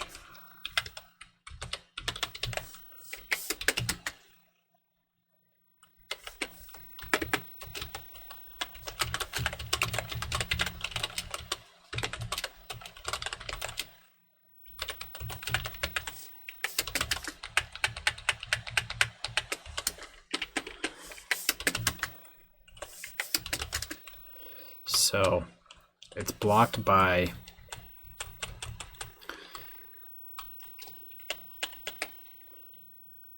so we stored the block bit. We also want to check if it's an ouch.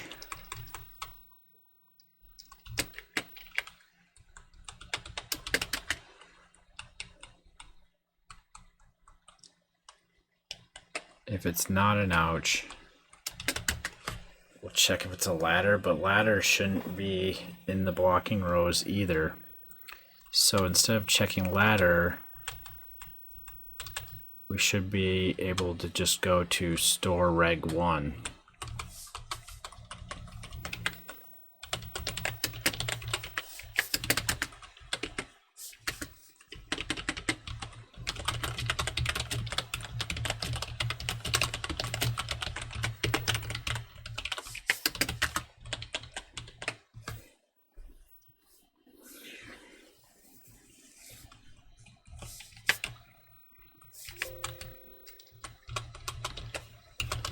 Hit pokey thing.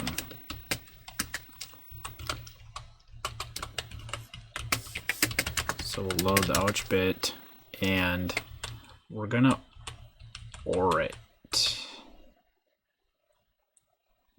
So I stored with register 1, we're gonna aura reg 1 and then store it.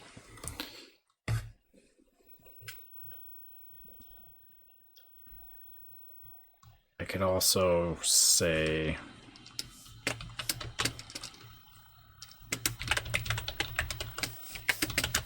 ouch bit plus block bit.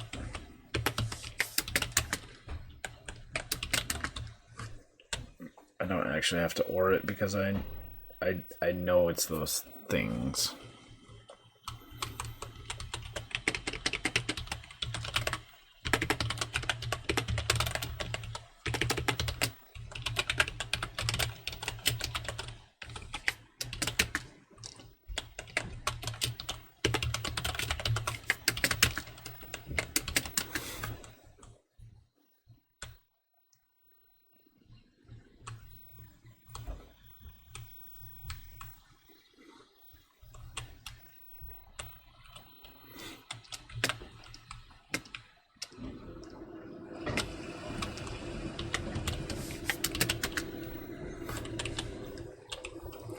So, that's something I didn't really think about, but it has to happen. We need to clear the byte if there's no collision because that map gets refreshed every time, and we were doing that.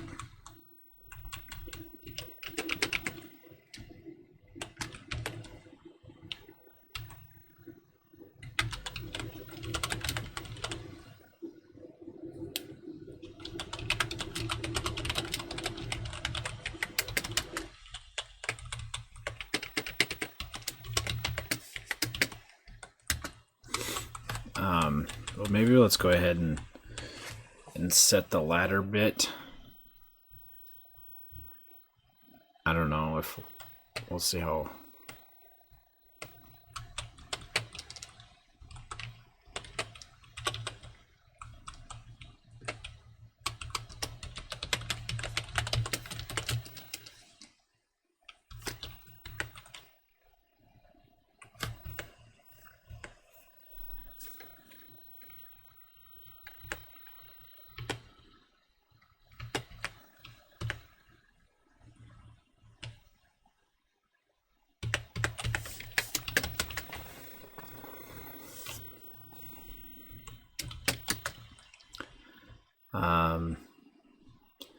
The ladder is only 4 tiles.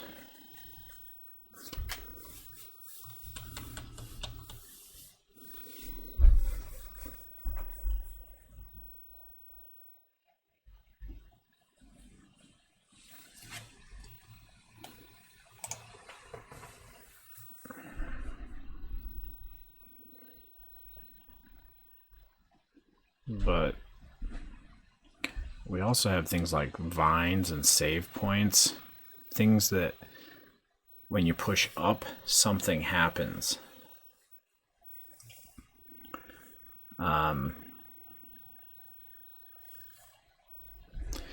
So maybe we'll just make an up row.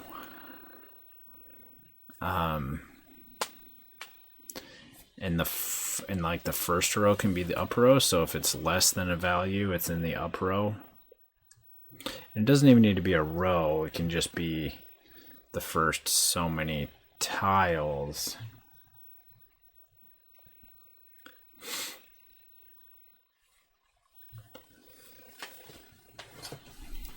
We'll just make it a row for now. My dirt is there, but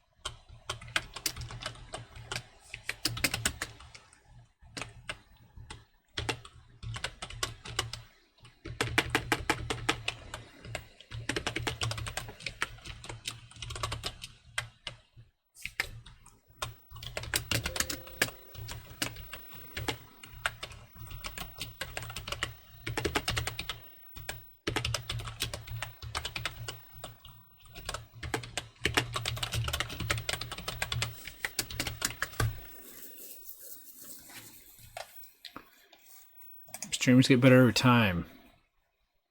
Yeah. I'm really bad at naming the title before I start. Although I think you might have said that last time, or somebody else said that.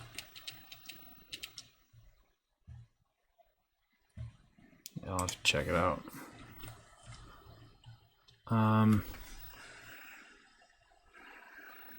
I'm not 100% sure real person.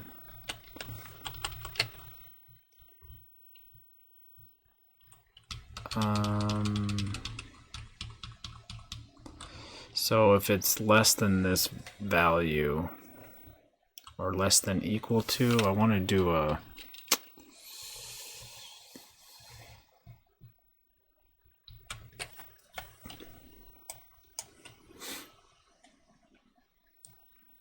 branch of carry.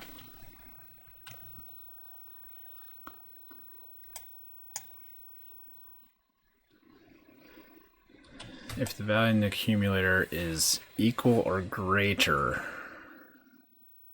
the carry will be set. Yeah, so equal or greater.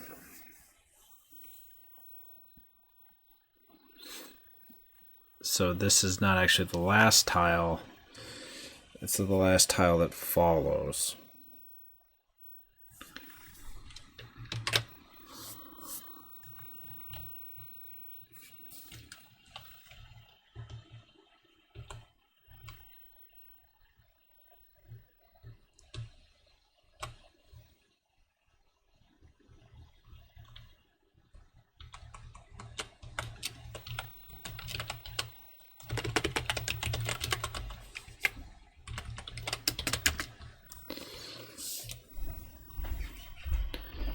Tile 0 through 1 before this. So if I say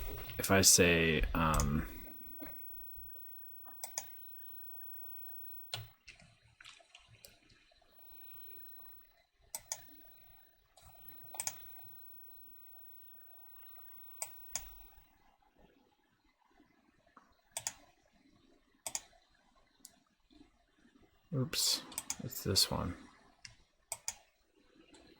Yeah, tile 16, because it's 0 through 15 through F. So I'll do 16.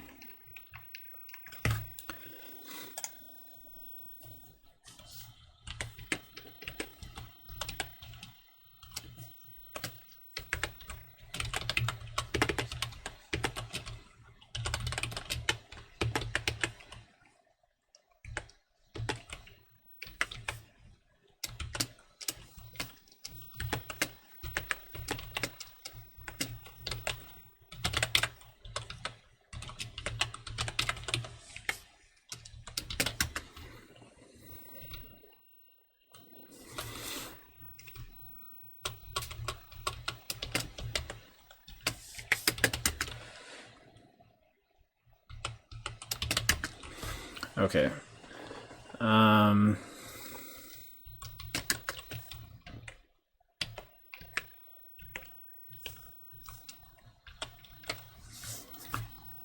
So for a ladder,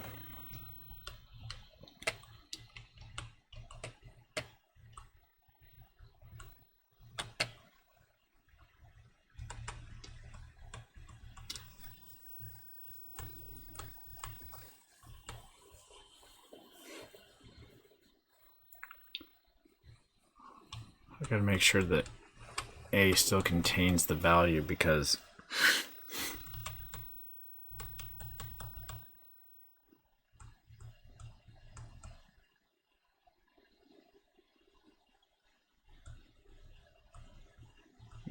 it doesn't.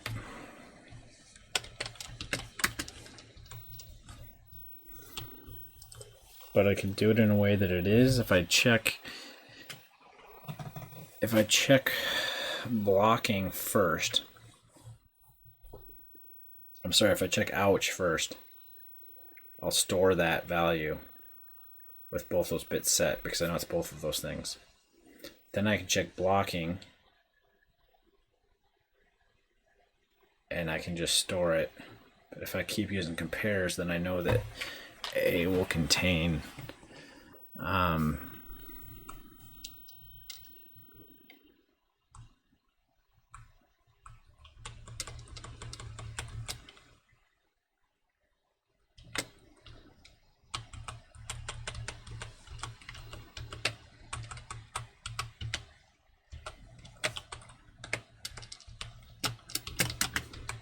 so check outro. Branch if carry clear.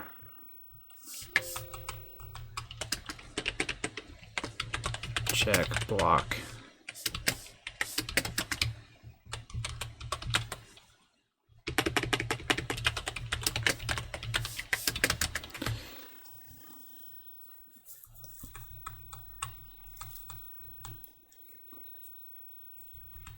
So if the ouch bit is set,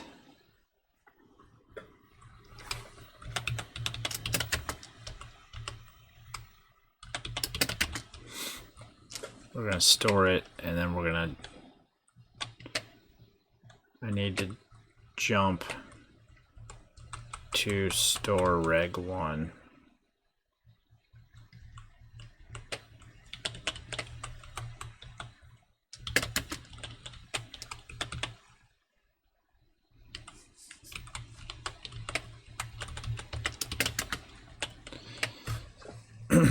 Okay, so A contains it, compare with outro, range if carry clear, check block.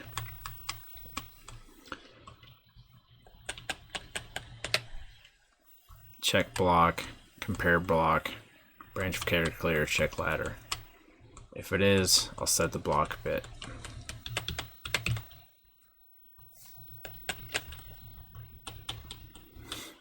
And we'll store it. If carry clear, we'll do check ladder.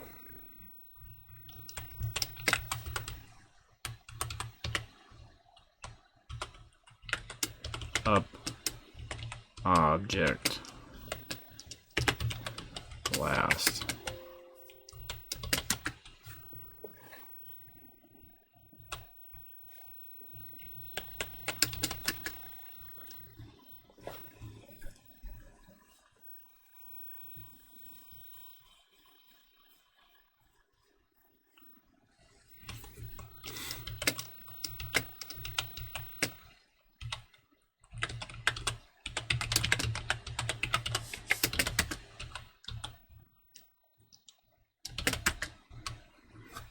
Oh, and I guess like NPCs will also be up objects because you can talk to them and stuff like that.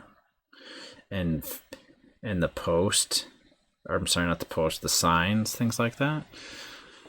But we don't necessarily have to have the entirety of the object in that up row. We just need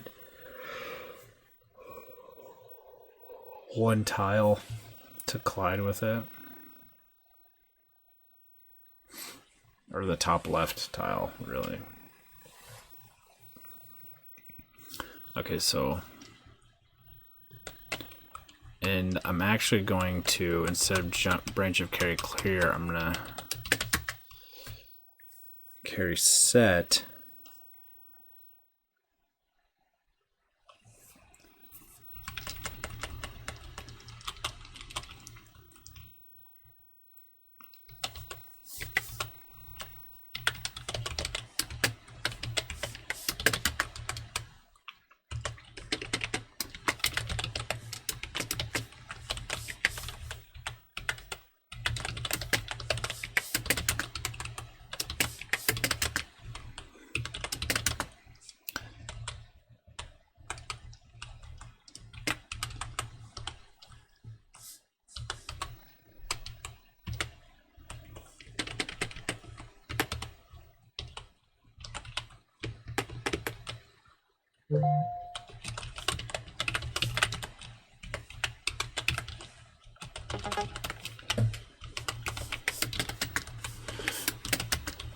Okay, so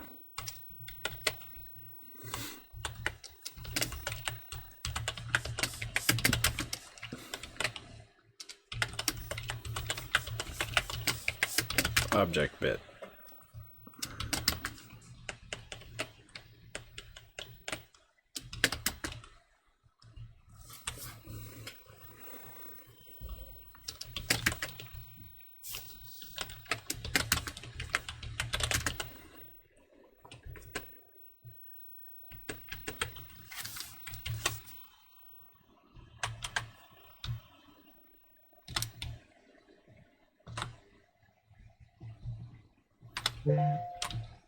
Oops, I can go through the vines. What happened there?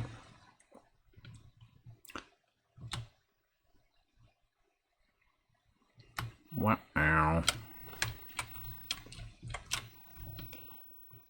Something happened that allows me to go through the vines.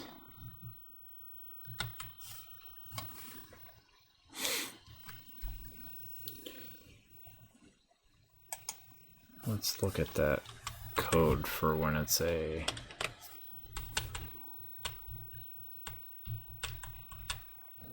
ouch row.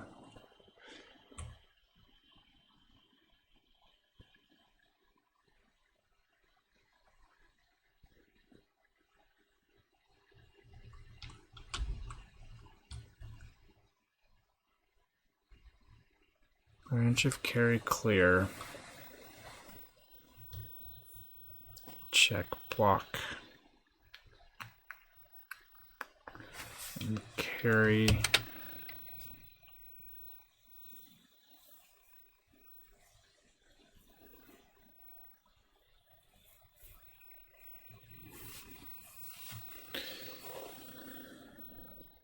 If the value in the accumulator is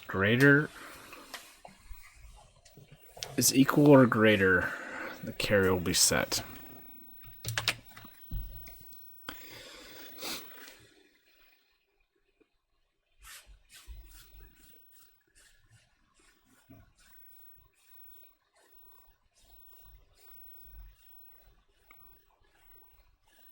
Yeah.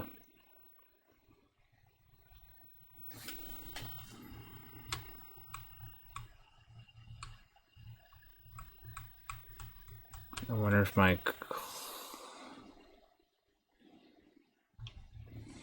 what happens if we just do this?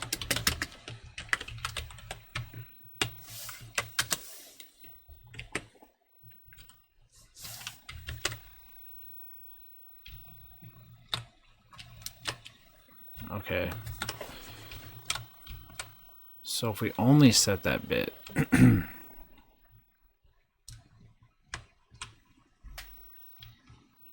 then it works. I wonder if my collision detection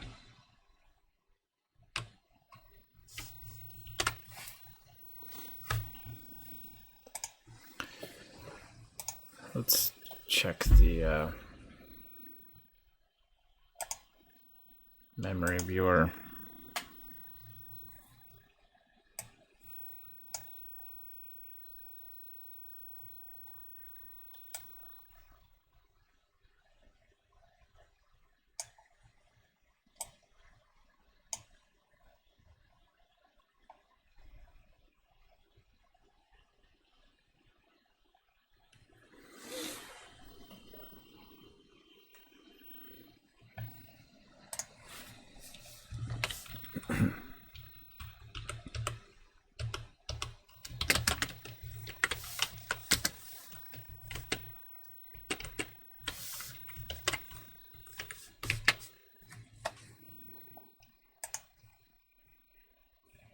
Why?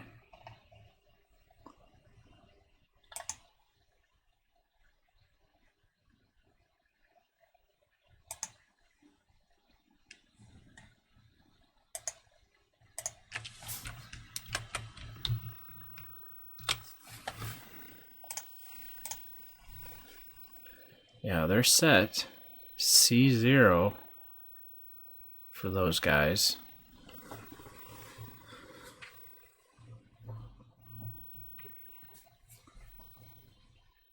Oh, I think so.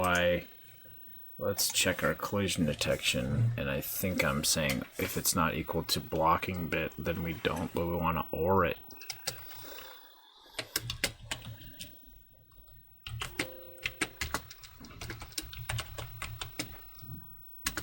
Oh.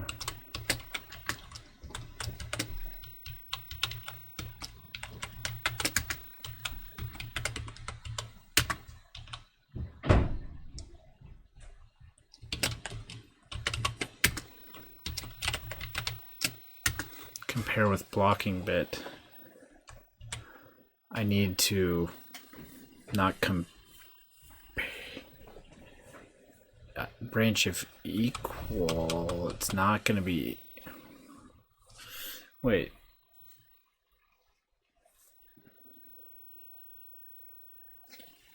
So A contains collision map byte. It should be an ORing.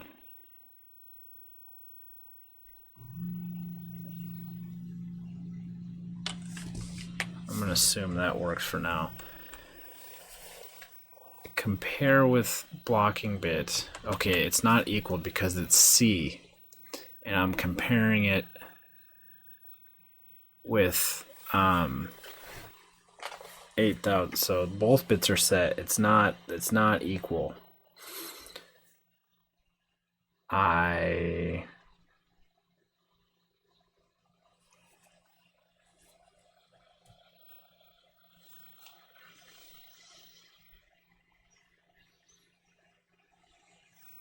could compare if it's greater than I could also just AND it because I don't need the accumulator.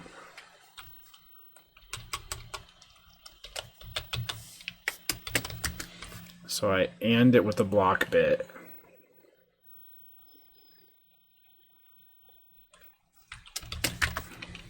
And that should work.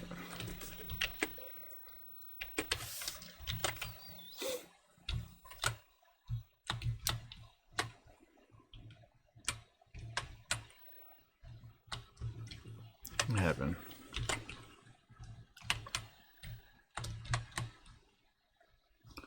Something weird. I can't jump anymore. And somehow I fell through things.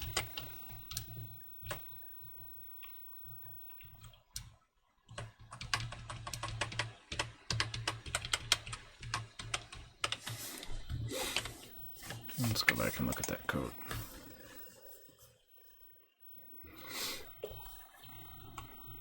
Oh, I branch if not equal, because if it's not equal, then I need to block the move. Different inverse logic. I said don't. I just want to run.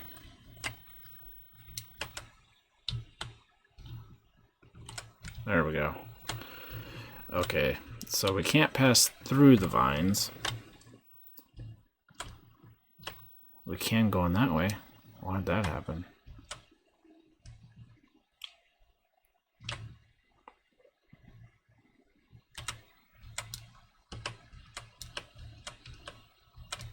Oh, because checking X I didn't fix the check X code, just the Y.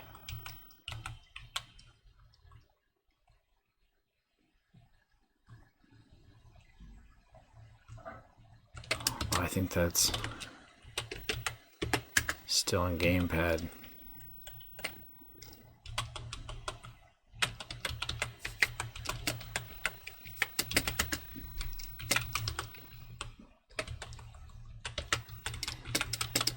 That's another thing I need to work on. Is X having a speed of other than 1?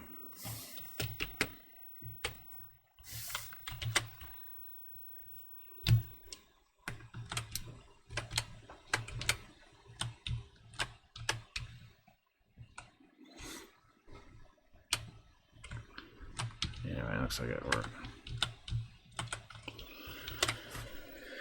Okay.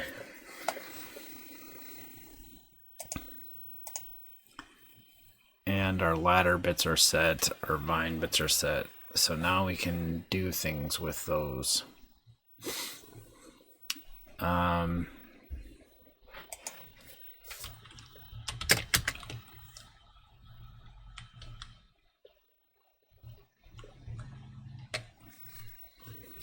So for the ouch, nothing's really going to happen with her physically.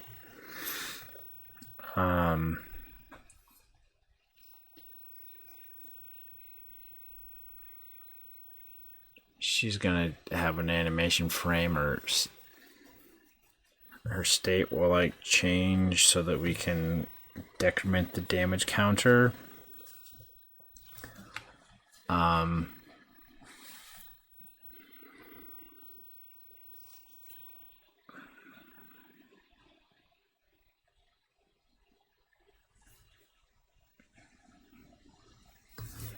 Just trying to think of how to designate that now. I think I can just change her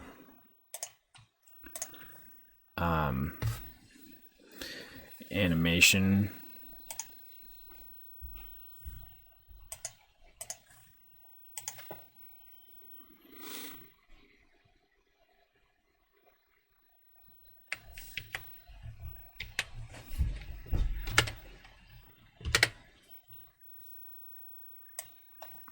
Change your first tile, I think that will.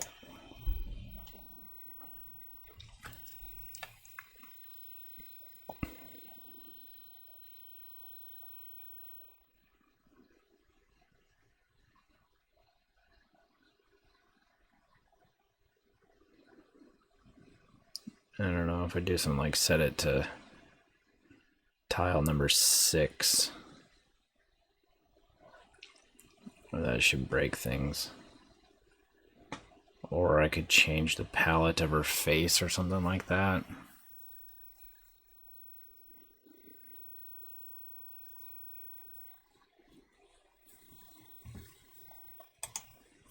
I just want to indicate it somehow for now. So here I checked the block bit. Okay, block Y move. Oh, I ended it with the block bit though, so that it's gone. Maybe we can just store it in the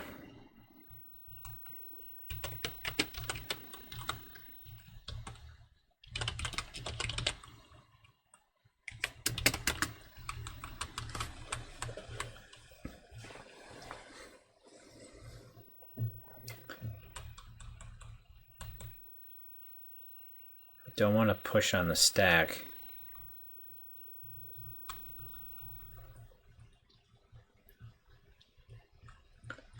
Because I have to do other things with it, but so block Y move.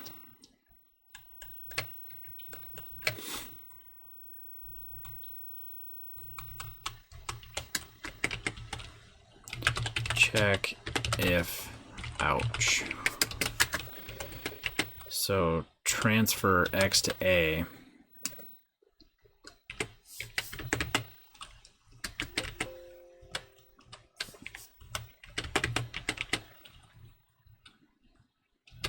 And ouch bit branch if equal. If it's clear, I'm just gonna skip ahead. Wait a second. Oh.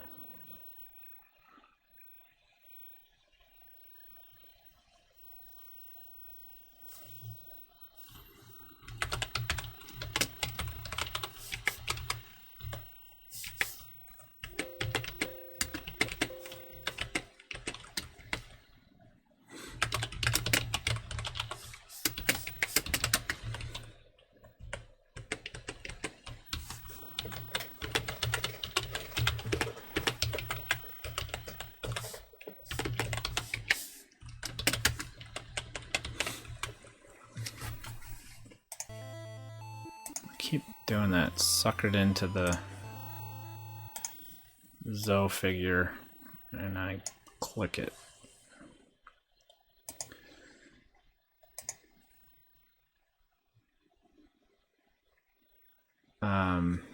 PP ver. My palettes actually look like right now.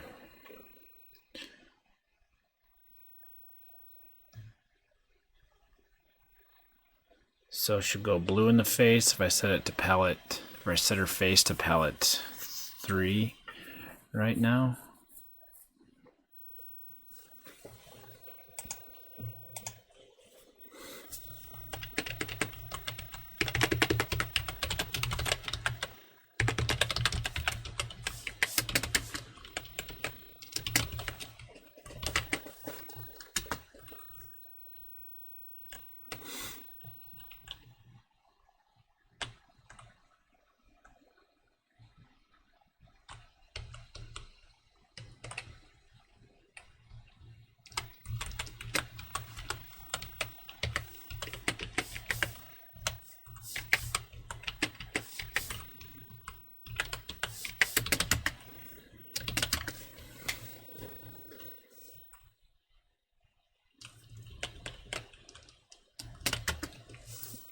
And all the other code should be the same.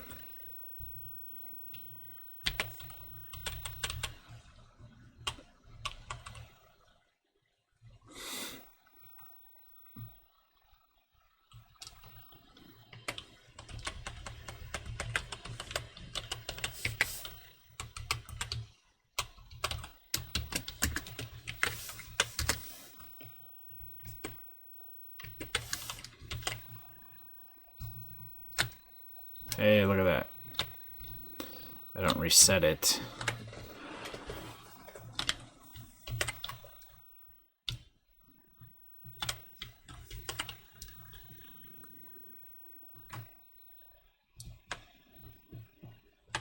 I don't have it for the check Y.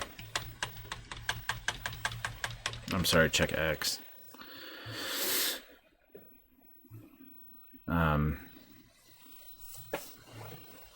That needs to be added.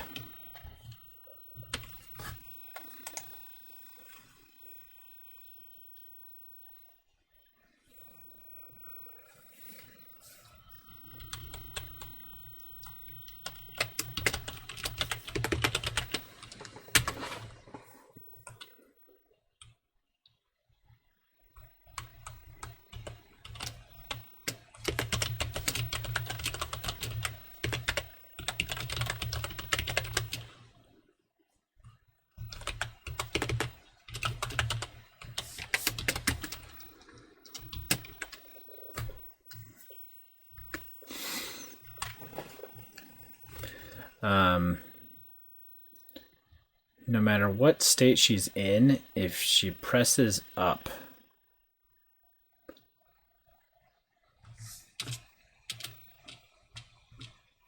well, and the up press is different than the directions, because the directions you're seeing if she collides into something.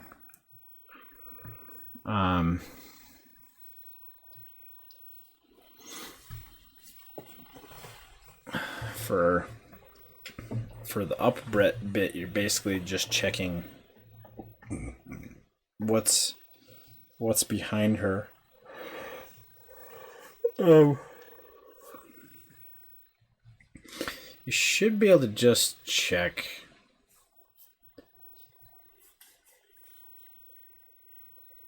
what's behind the top 2 tiles, because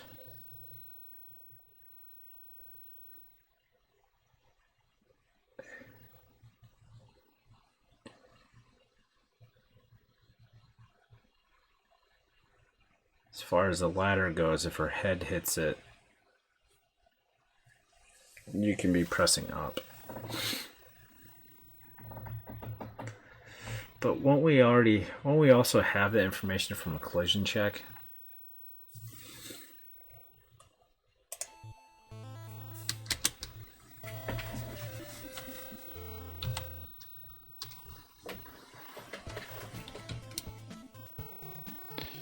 because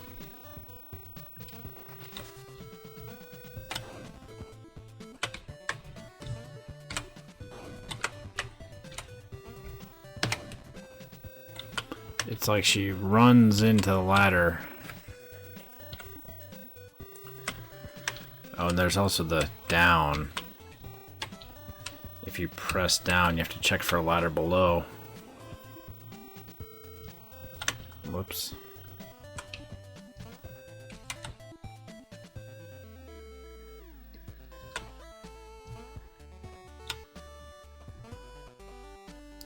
Try to remember how ladders work from the side.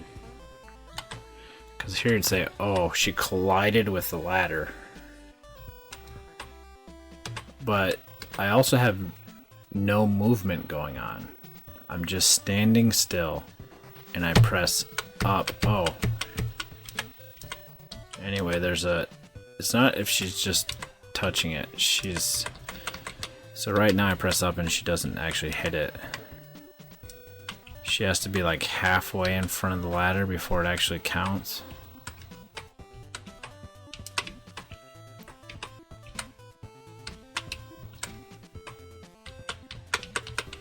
Yeah, she has to be mostly in front of the ladder. So there's only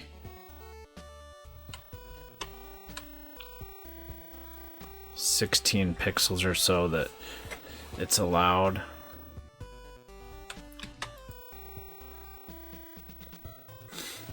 I'm trying to think. Basically, both. I'm not gonna have a good way of checking that, am I? Well, I guess I check the individual position. But if I OR both tiles above, then she's just gonna start climbing. I don't know if my behavior will be exactly the same.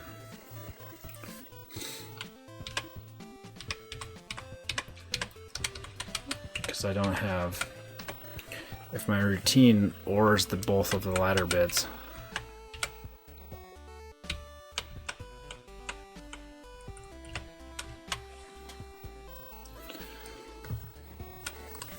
might just not worry about it. I mean, I don't even notice unless I go in and like double check things. How does this actually work? I don't know, unless I try to specifically compare it.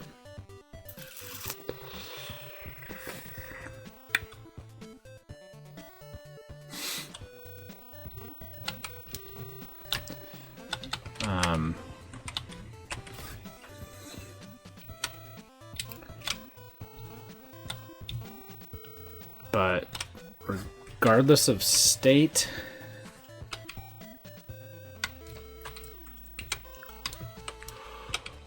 that's a good time.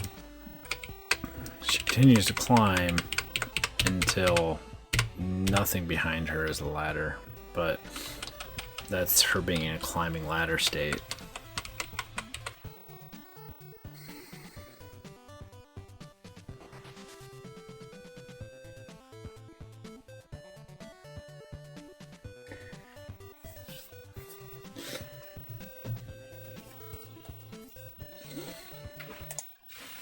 Because, let's see.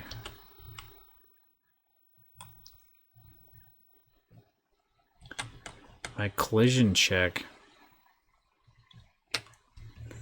I say if she has no speed, then I don't need to make the check. But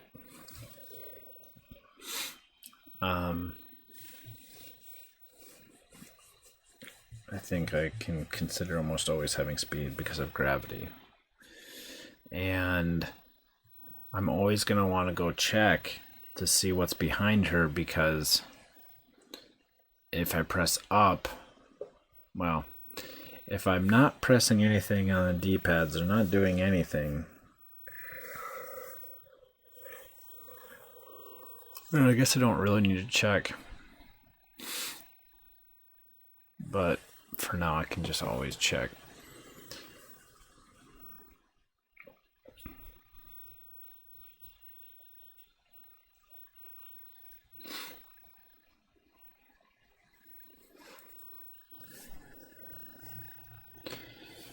but the movement...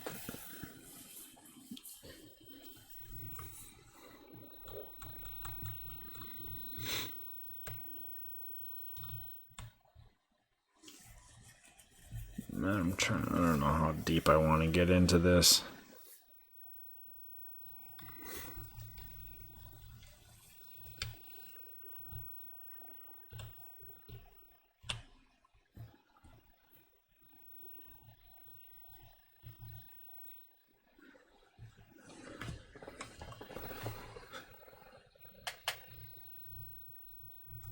Because it's going to be checking for the check Y speed, it's going to be checking the tiles below her.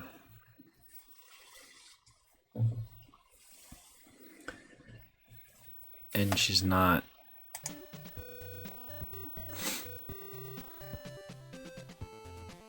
Just because there's...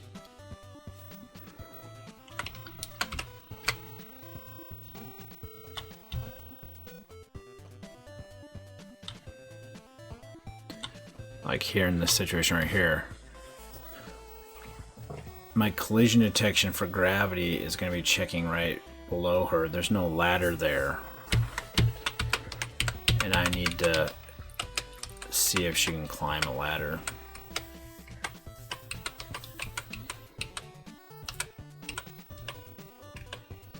So if up is pressed, I need another call. I need another call to my collision routine. I only have to do that if up is being pressed though, because it's not a collision check, it's a special, it's an object check.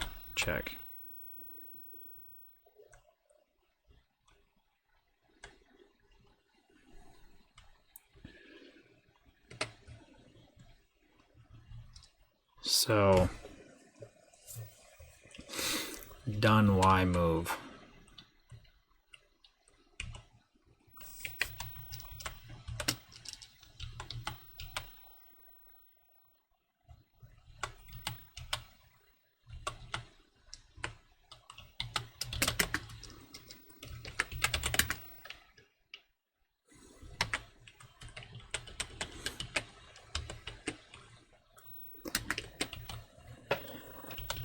If up is being pressed, need to check for an object.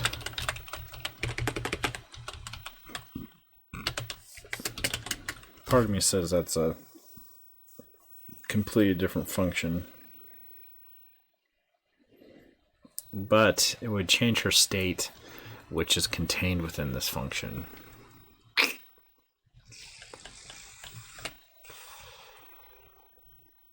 So, whatever. What did I call this routine? It's a pretty massive one. Update state. Well, I'm updating her state.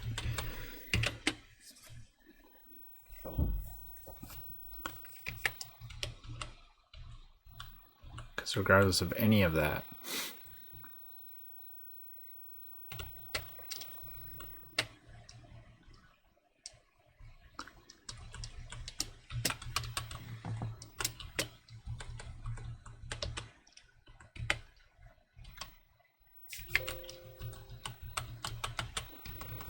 so and pad up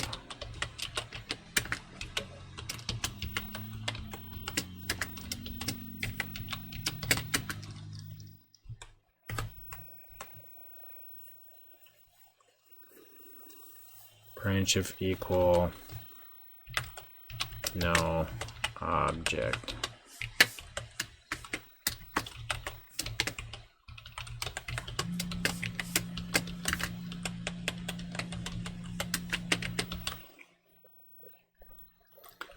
Need to check if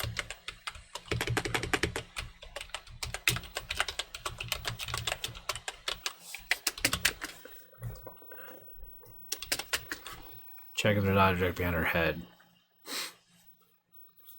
We also need to if there's a down press, we need to check if there's a ladder below her feet. Although one thing I wonder is, when does she actually fall from said ladder? Whoops.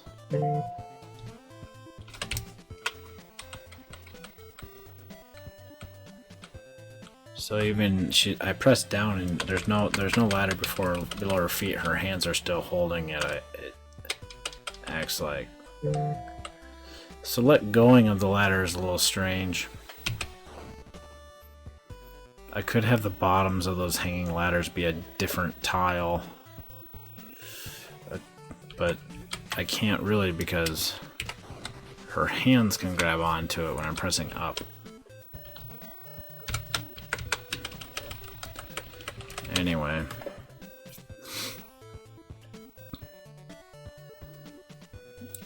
When I press down, well, I guess it depends upon her state. If she's currently on the ladder and I press down, then I want to check her hands. But if I'm not on the ladder and I press down, I want to check below me. Or below her. Okay.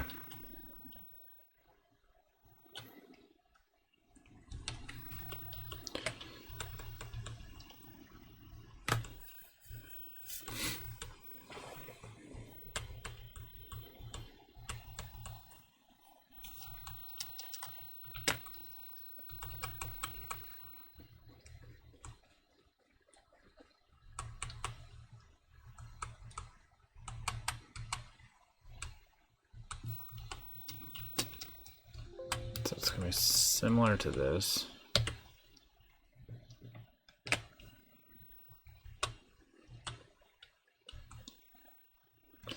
So Y.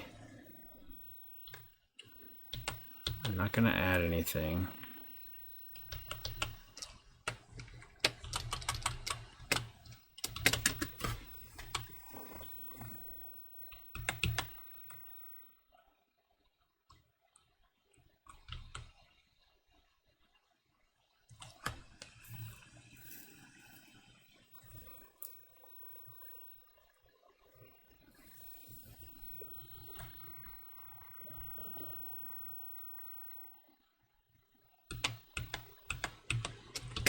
Just throw in Y. So X.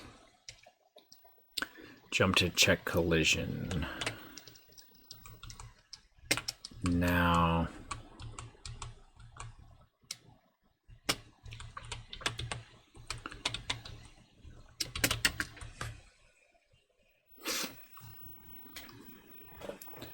the collision detection is going to, if I say up, it's going to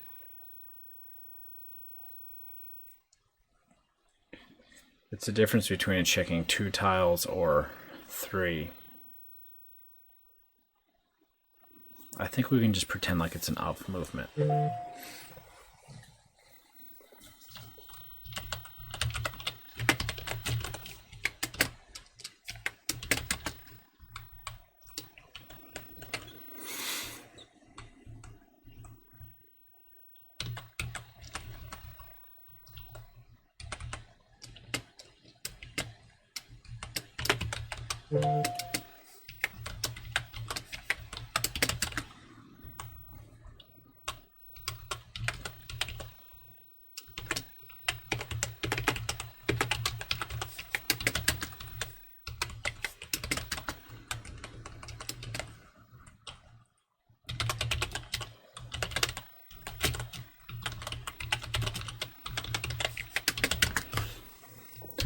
Well, in this state, when she's climbing the ladder, it's almost like gravity is off. She can press up and move up at will. She can press down, move down at will. She basically controls the gravity when she's in that state.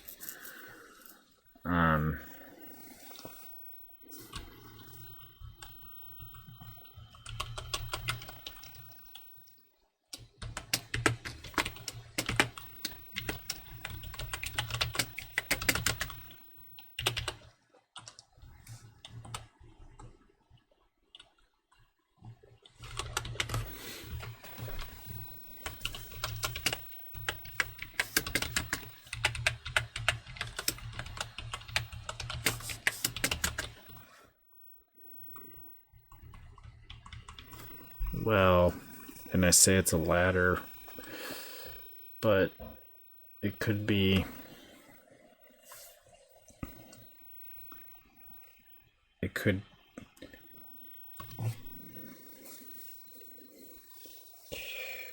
We're also like checking to see if it's a well or something.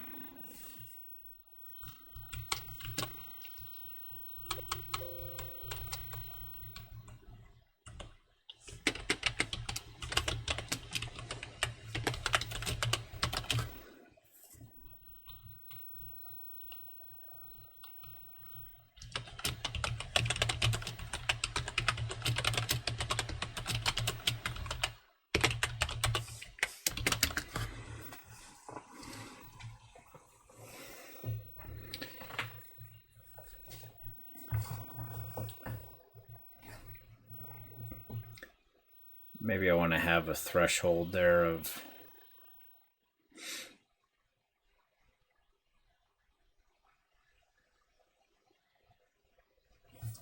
I don't know how to handle that exactly.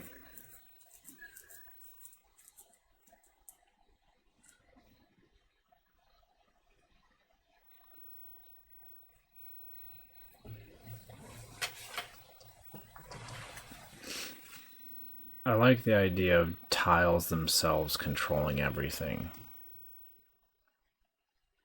That way I don't need to program into the game more data of, oh, there's a well in this room, there's an NPC in this room.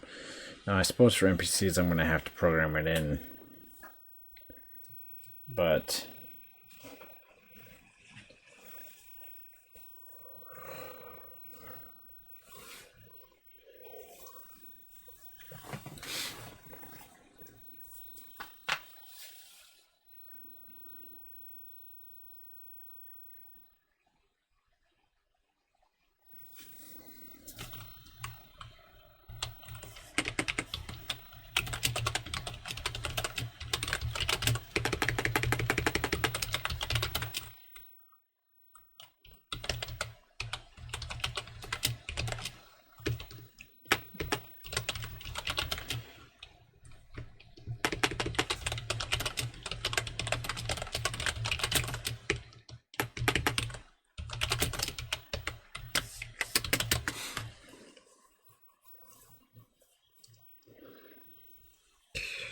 Anyway, for now, let's just worry about climbing.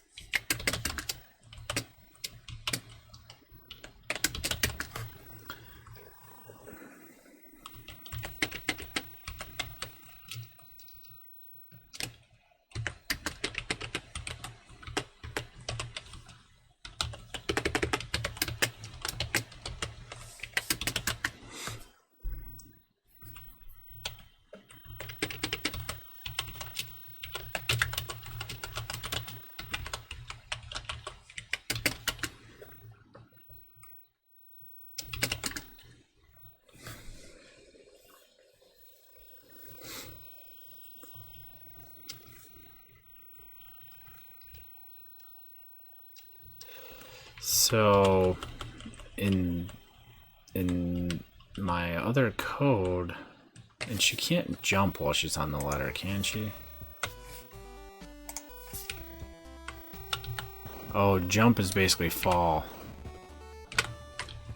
Because she can...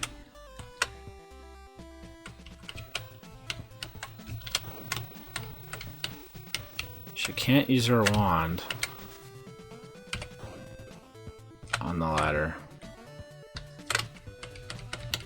And if she jumps, she falls. Okay.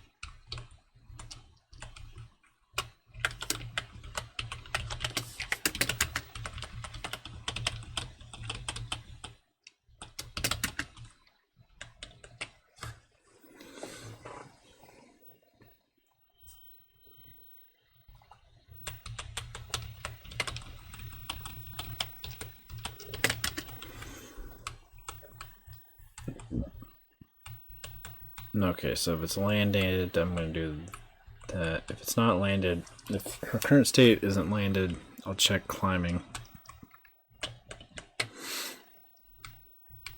If she's not climbing, I'll check standing. But I don't actually want to fall into the standing check. Or I don't want to fall into the climbing check. So maybe I want to put climbing first.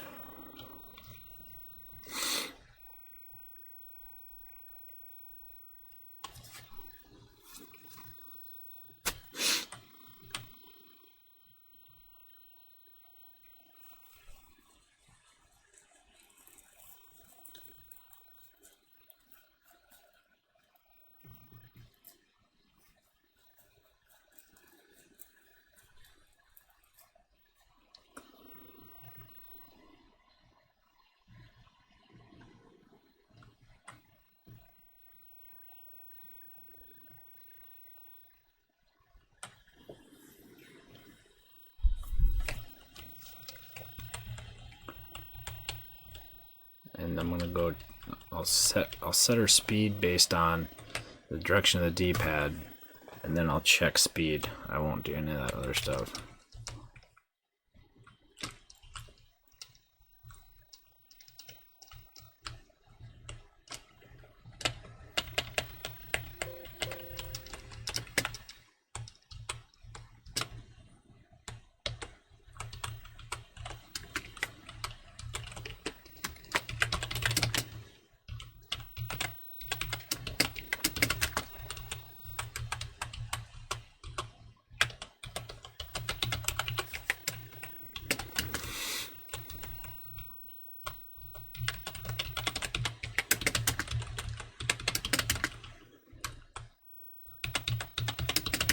So load state, compare, check climbing.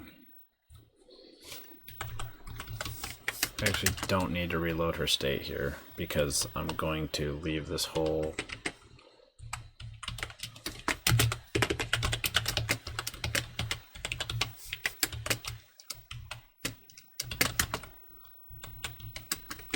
so when climbing there's no gravity.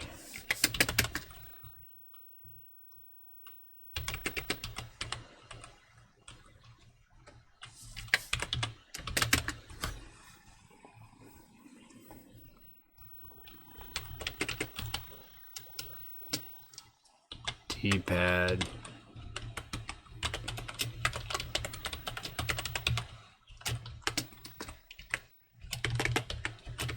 Plus or minus 1.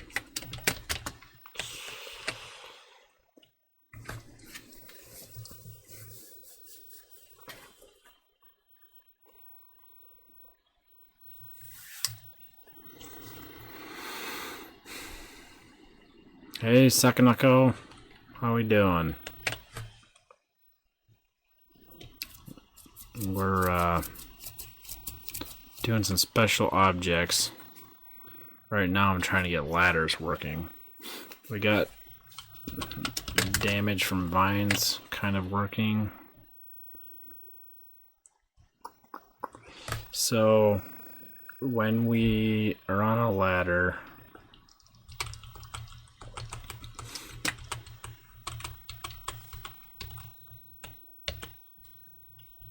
okay, so if she jumps while she's on the ladder,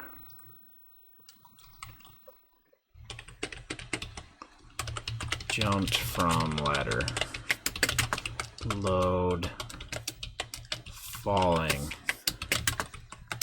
and store it in their state, jump to,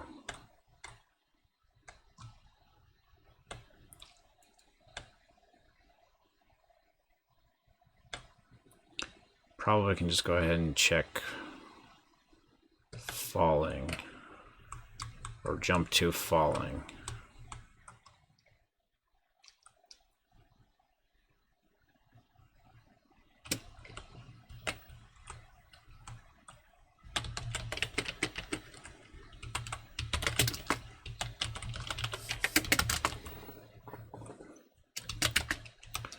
So that's if we press A.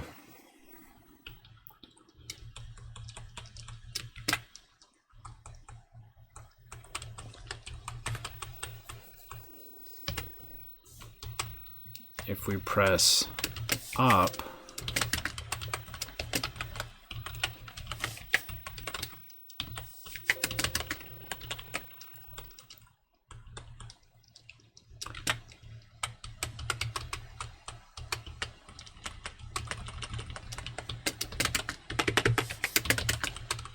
climb down. If neither of those things are pressed, then speed is going to be 0.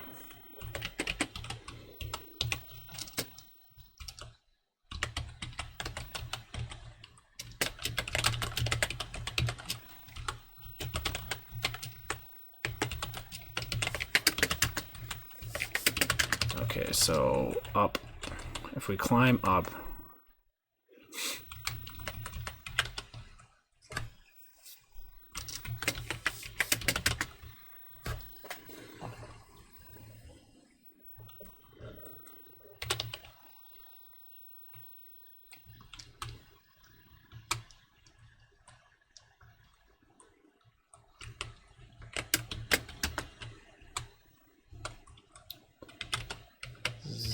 Y speed.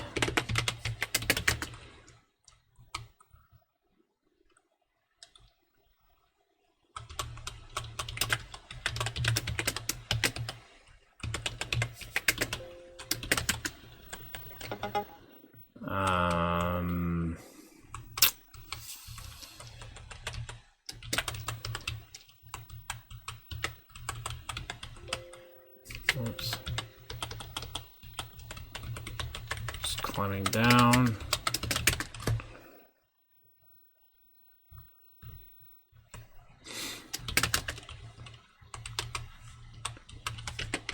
LDA 0. STA.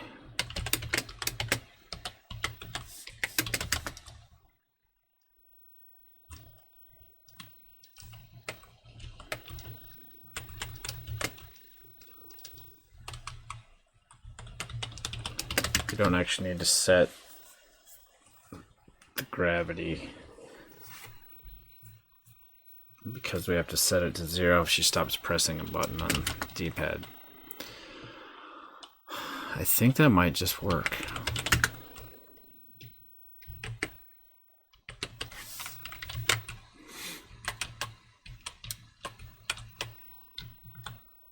So we'll jump on the vines and boom, she turns blue in the face.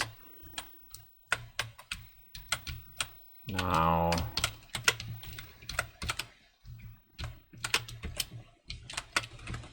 oh, okay, well climbing is not working clearly.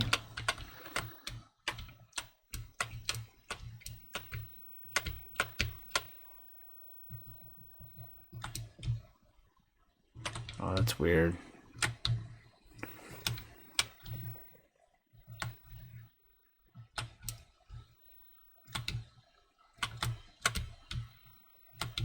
How was I jumping super high?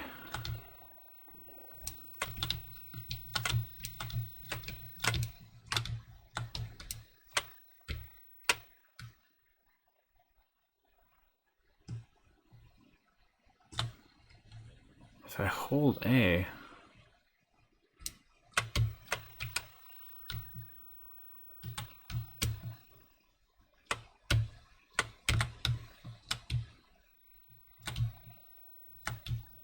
I don't know why that.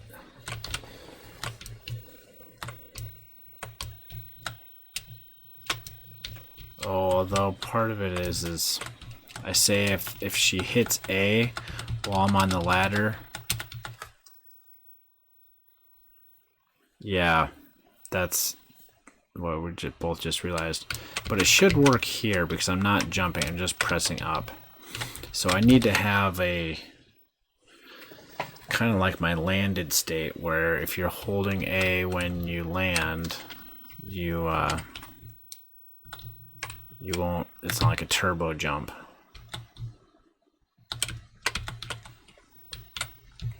But even this doesn't work.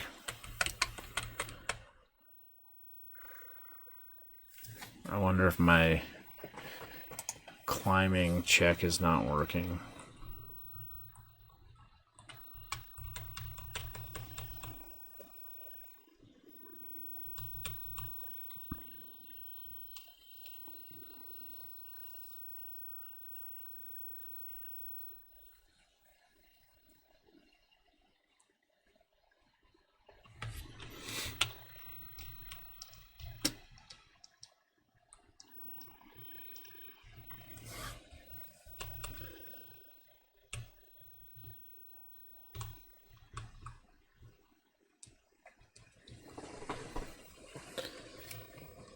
Climbing, it's not equal.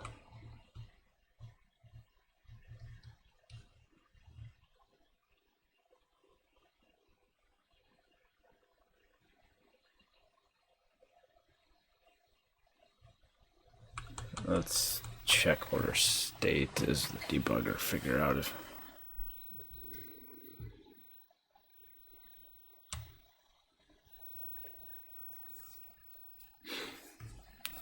I don't have any way to leave the ladder right now other than jumping, but I can't even get on it, so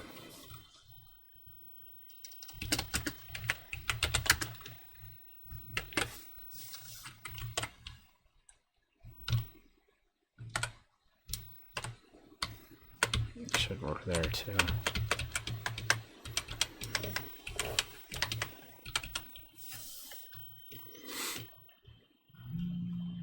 Although I have an idea.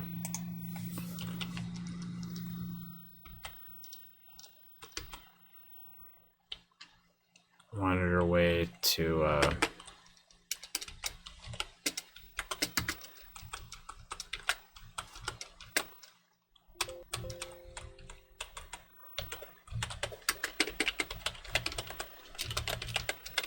reset her face.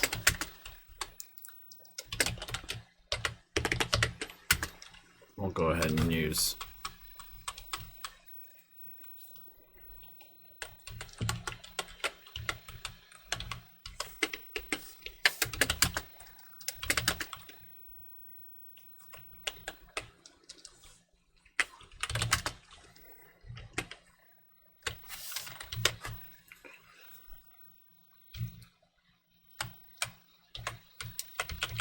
yeah, she's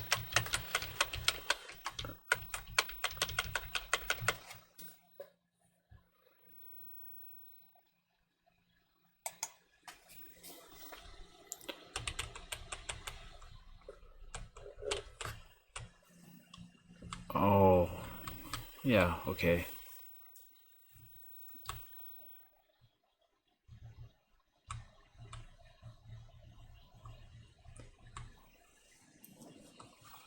So let's go to done Y move instead of breakpoint.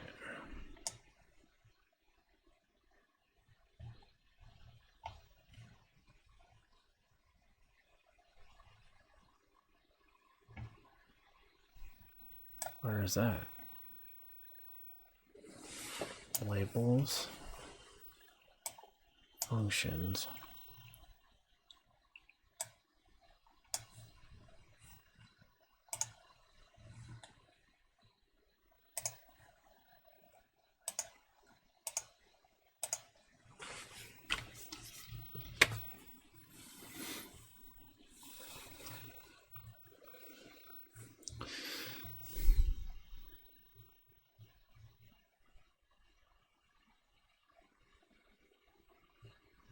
Why is it not showing up?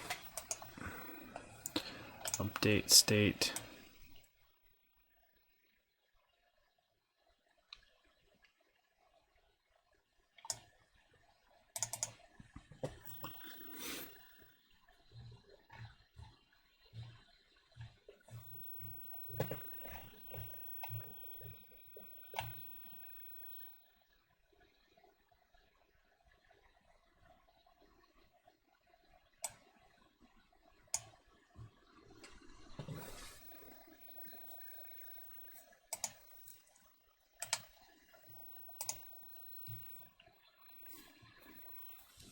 Alright, let's see if we can trigger the breakpoint. Okay, we did. Now, F11. Transfer A to Y. This should be her Y position, OM4. And her X position.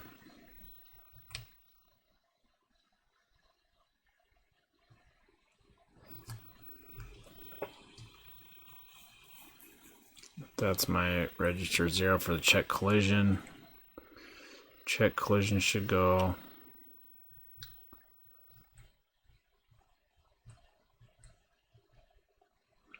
Oh, the result is in the accumulator. Am I not?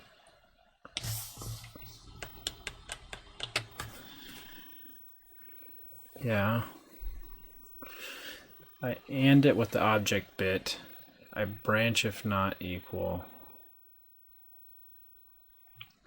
Oh no, I should branch if equal.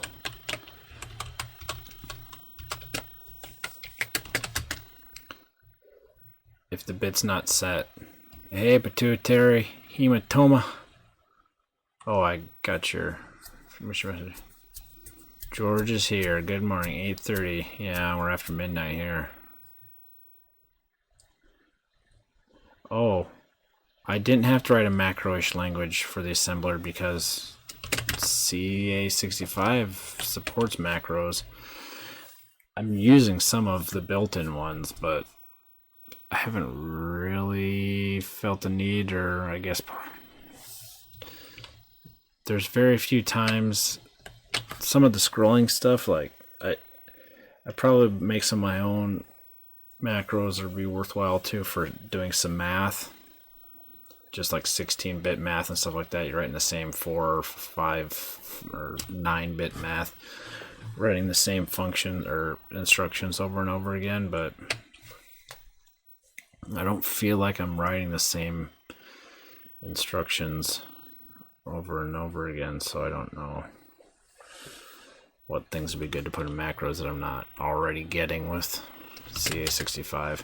Okay, so I AND with the object bit. If that bit's clear, there's no object. Otherwise, there is an object. So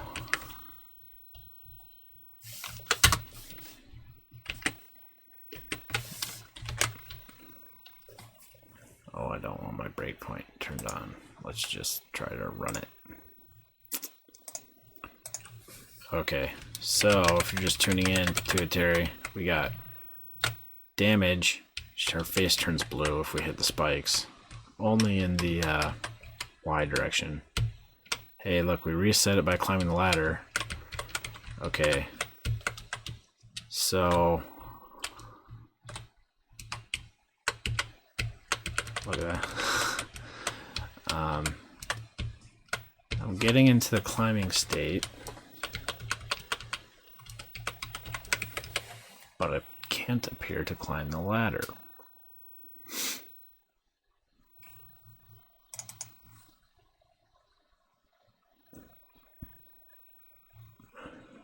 So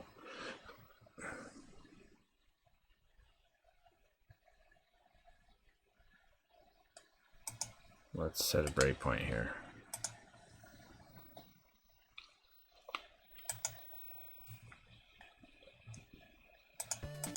Oh, I keep doing that. I see the little Zoe in the corner, and I'm like, oh, that's my game. No, it's not.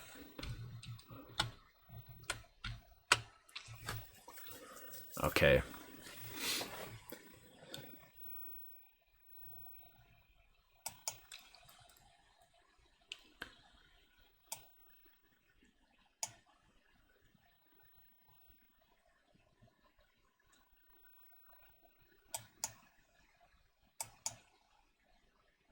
Am I doing my game, my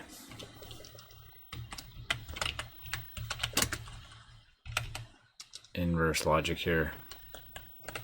I load gamepad, I AND it, I branch equal. That's it. My logic is flipped. That's what you get for copy pasting code.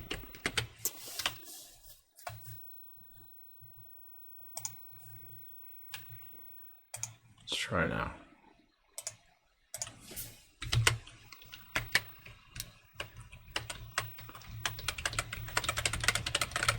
How can I move?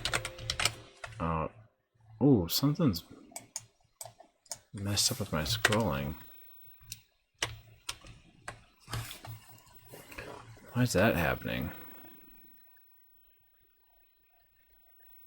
Too much.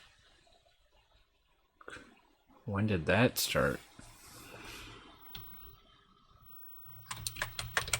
I don't know. That might have been, I don't know when that started happening. Hey, look at that.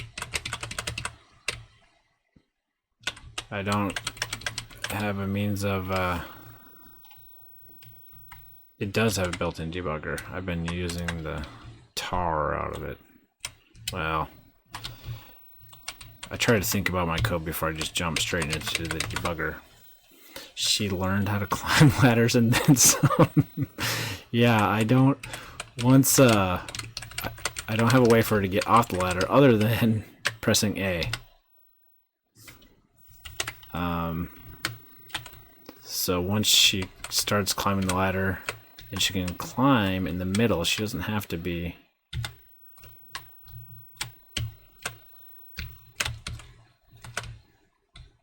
I need to learn how to stop climbing the ladder. That's kind of convenient though. Okay. Ladders have turned into levitation machines. The other thing is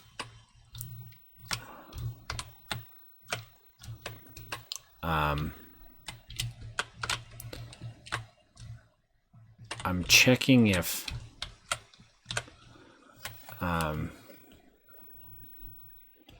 yeah,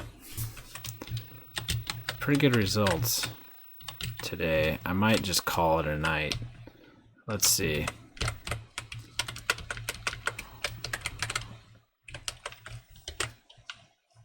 One thing we need to do is when she's climbing, we have to lock her into the ladder,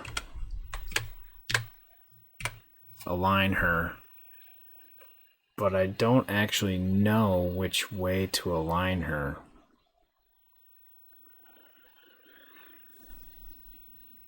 I guess I could just check, because my collision detection, it checks the two behind her, which I need because I could be here, I could be here. Oh, it's good. Just let me climb through the ground. I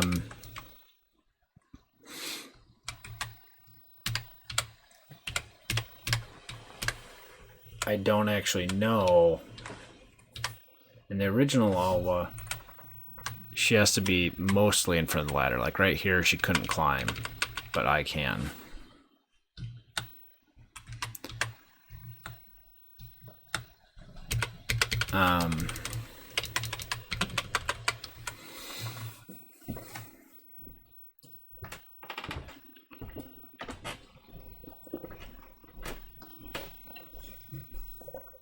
I also need to keep checking if she's on the ladder. And I need to snap her to the ladder.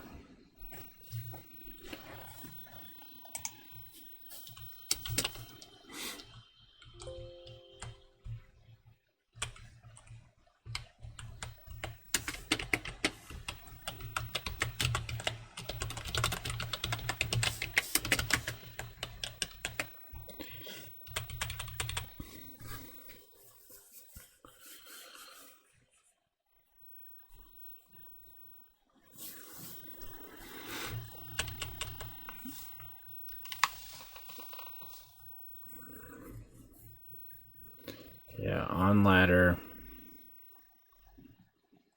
is tile ladder center is bright, or is tile ladder left is bright, right is bright. Yeah.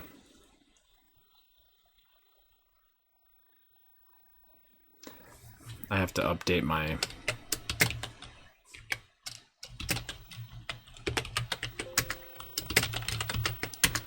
collision detection. I guess what I could do, so I have reg 0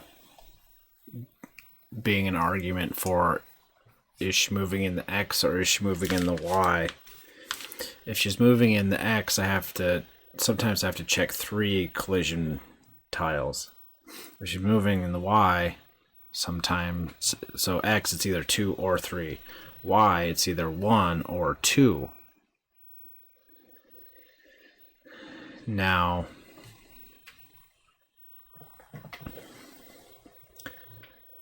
this, so I could have an argument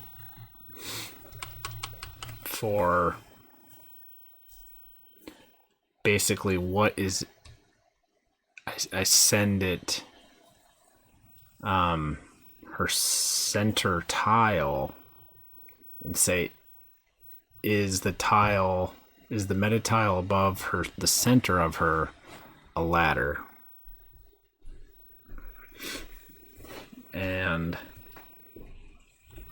only really check 1 byte, which is similar to the Y scroll if she were aligned, but I can climb without being aligned.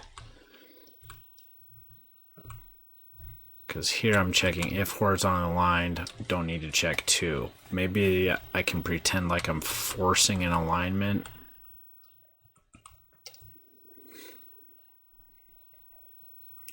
Well, I'm using the word meta tile here, but I don't actually like to use meta tile because I'm not actually using what I would consider meta tiles. So yeah, so your question, meta tile is a tile that holds the true data about the tile except the bitmap itself.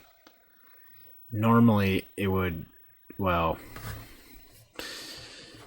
it would contain the tile. Normally it would contain the tile number. You would say like, oh, meta tile, you know, this vine piece would be 4 tiles, and that meta tile would be defined as having these tile numbers. The actual tile data is in the graphics. There is the bitmap is really just the tile set that's in the pattern tables. Yeah, so the enumeration of what tile it is I'm generating that live when the screen is drawn. And we did some of that earlier in my, I'll show you here quick. So as I'm drawing the screen, I have my hands on the tile number. And I've defined, we juggled things around. So previously, I had the vines up here at the top, the ladder happened to be right here, and I had some blocks down here. Well, I rearranged it. So the things that cause damage are in the bottom row. Never mind the pine trees for now. Above that is, so here's my line that I'm saying is everything below this line, she can't pass through. Everything below this line, she also can't pass through, but it also causes damage. And then I say anything above this line is an object that she interacts with when she presses up. Yeah, meta tile is just a larger tile that contains smaller tiles. And I don't really have those larger tiles. I am just interpreting the top left tile in each group of 4 and saying, oh, what range or what row of my tile set, basically that tile number is, and then I generate my collision map based on that. Yeah, so I have various thresholds in those, the tile number itself of the top left of that each group of 4, the top left one creates that threshold. So you can see that here. So here I'm loading the name table byte, which is the tile number. I'm comparing it for my ouch row. If it is, I'm going to store the ouch bit and the block bit into the byte that ends up going into my collision map. I'll check if it's just a blocking bit, I'll check if it's an object. And so that gets stored in my collision map. That's just an array. You can see it here.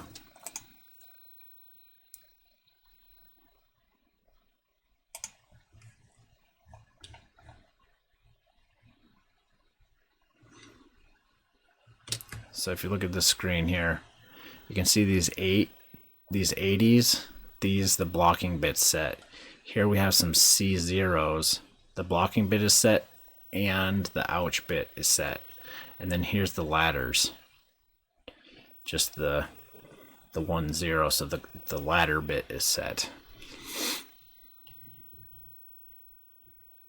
Thank you. Yeah.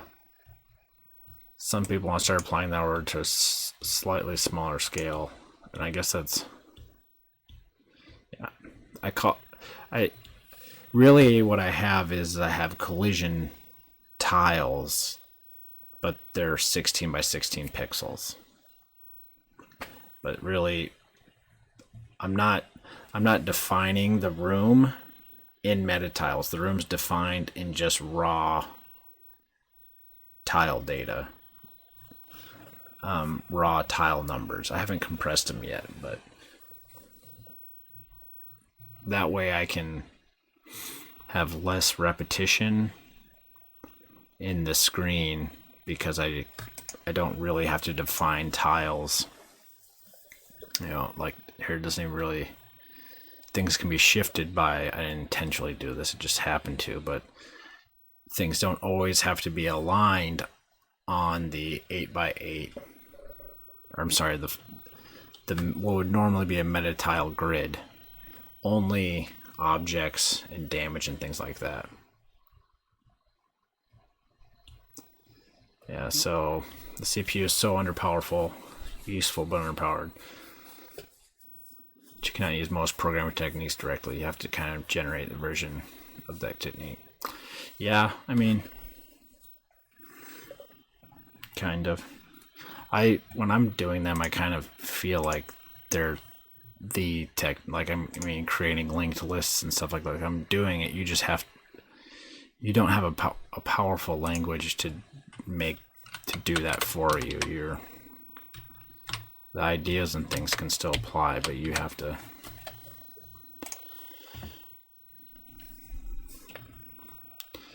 do it yourself.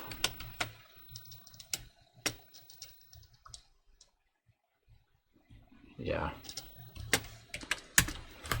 Well, and really you gotta simplify it down to the point to where 6502 can handle it anyway. Okay.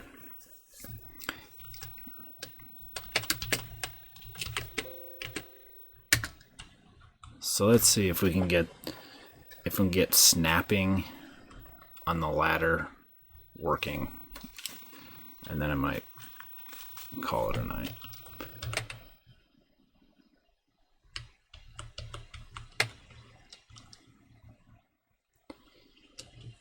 So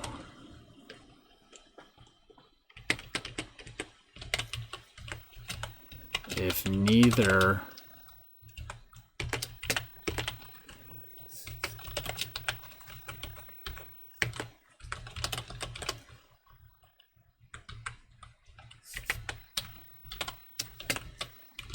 then it's a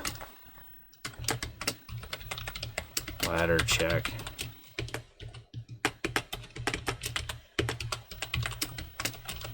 Only one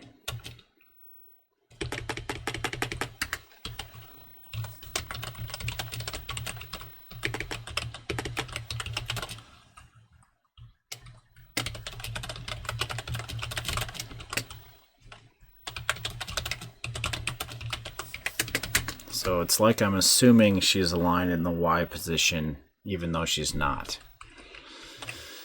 That's how I think I'm going to do it.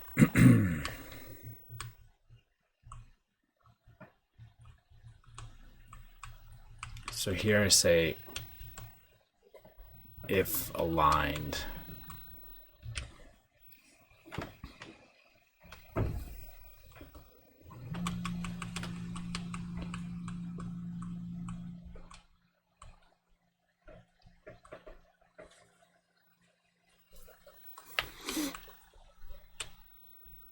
Oh, and the way that I'm doing that is I'm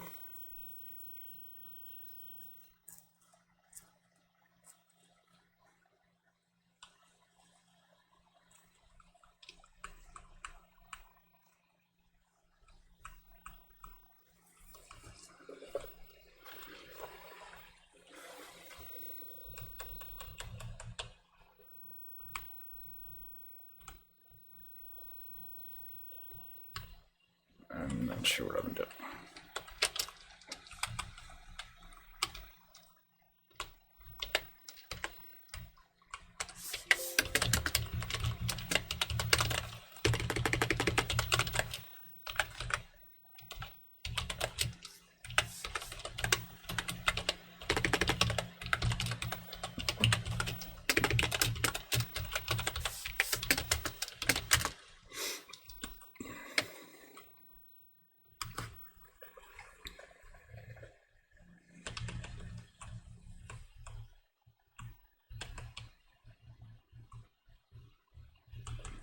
Okay, so I transfer X to the accumulator. I AND it with F.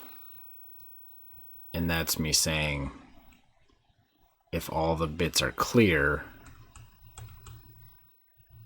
then we're going to do this. If it's not, we're not aligned. And if the bits are clear, I load reg 0. Okay, so reg 0. And okay, yeah, the way that I do it is I actually clear that bit 6.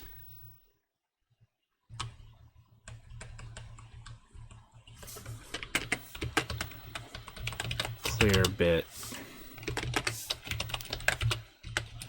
to prevent check of second tile. I think it'll just work because I'm calling the function with that bit clear. So it should just not make that check.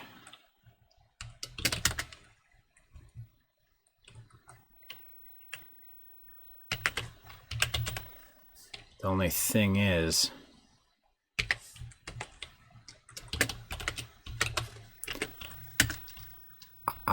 when I call it, ZoX is actually the top left of her. If I want to check the center of her, I need to add 8.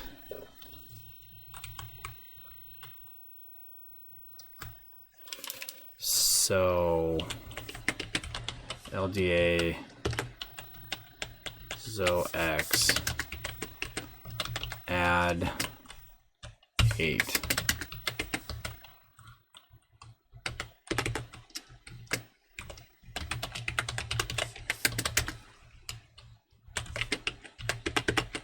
Transfer A to X.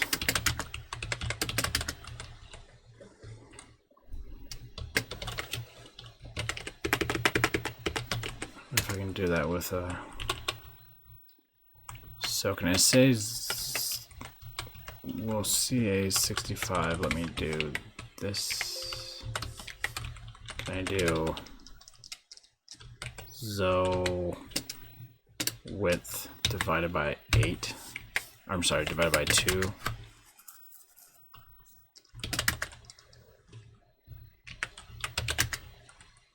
I think so.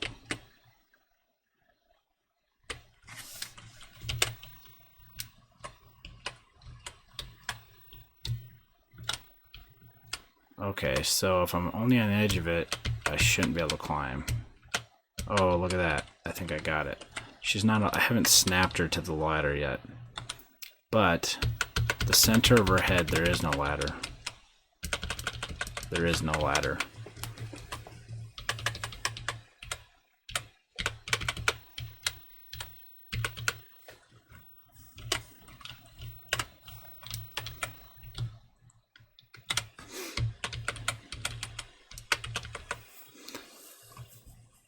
Okay.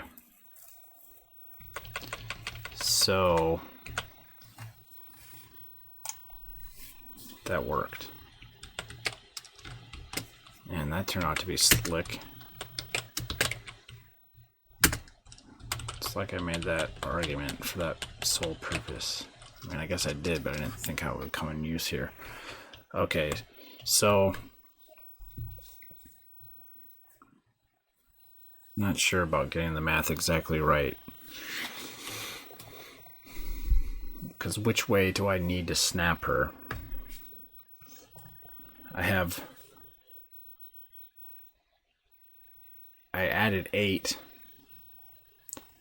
So that's actually checking 1 pixel the right half. I'm biased by 1 pixel, but I don't really care.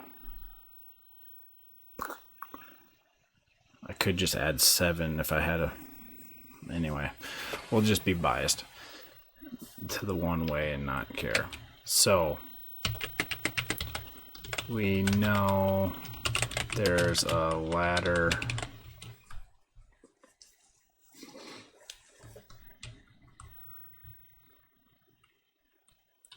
to the center right pixel.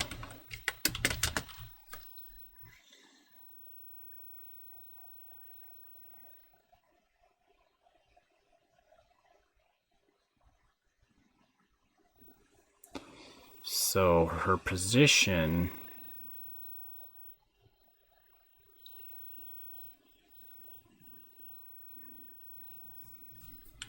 what happens if we just clear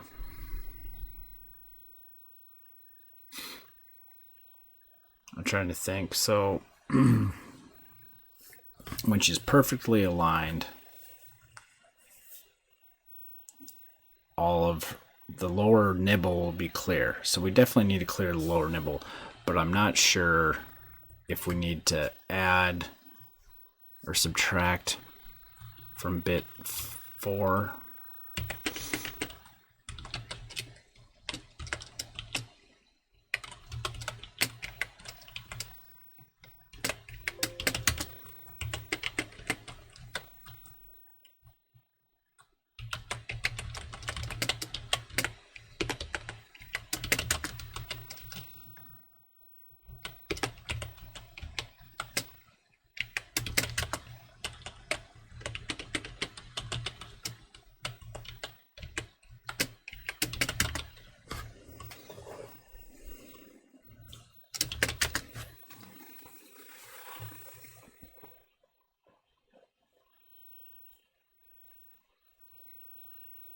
Let's just try it and see what happens.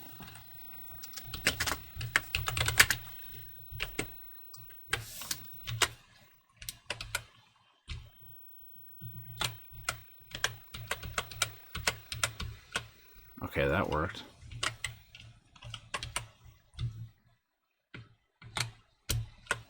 Okay, it always snaps her to the left.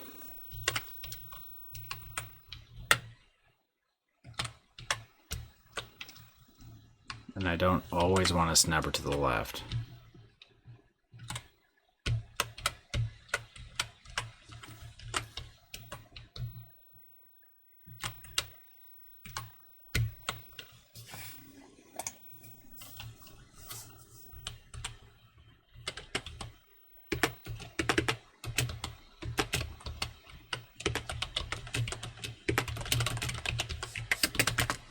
And when don't I want to snap her to the left? So when her position is... When bit 3 is set, I want to snap her to the right. basically it's for values 8 through 15. I want to, ignoring the upper nibble, for values 8 through 15, I want to snap her to the right. So if bit 3 is set, I'm not exactly sure if I'm always going to be snapping it right.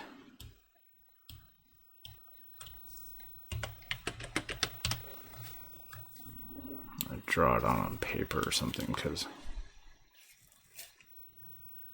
I'm checking 8 pixels over.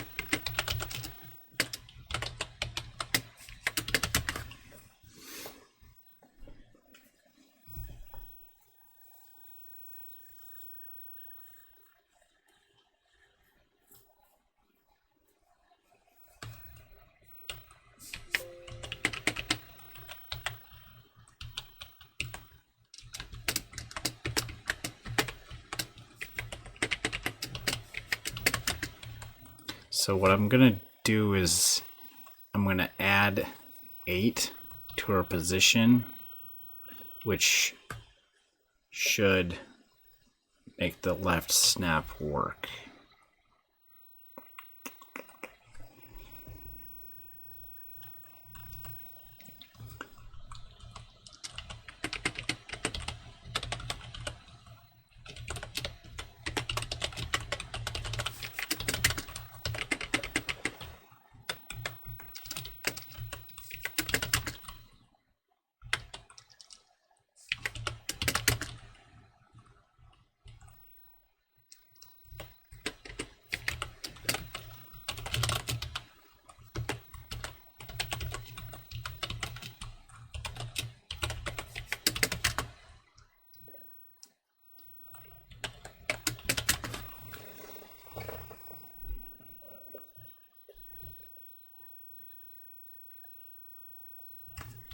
Except I think I want to branch equal.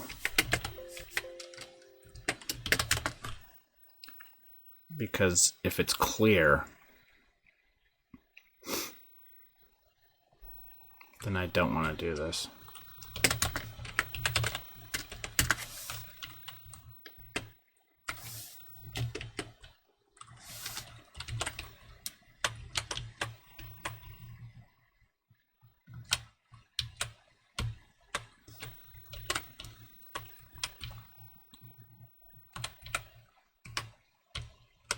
Still snapping her to the left.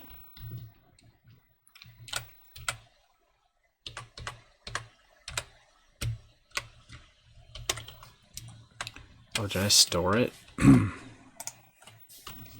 Nope.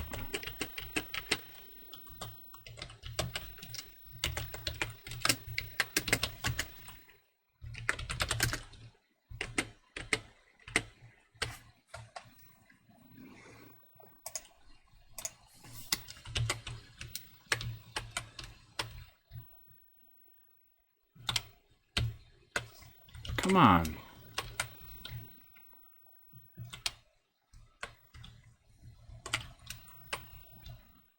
Do I need to add more than 8? I think I need to add...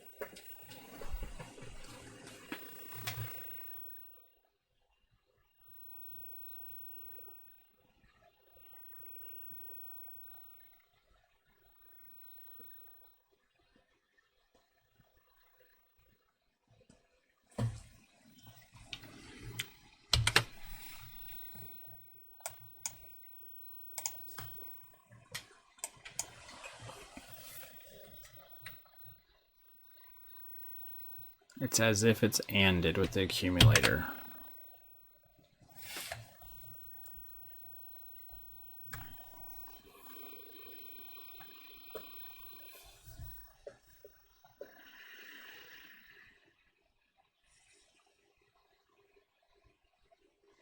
Am I backwards if I...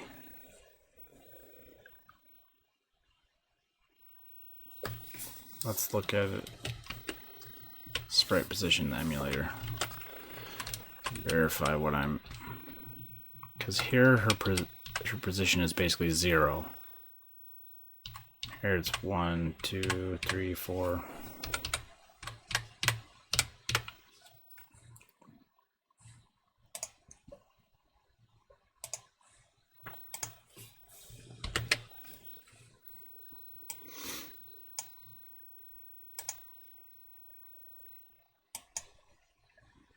Position 32. Yeah, it's 0.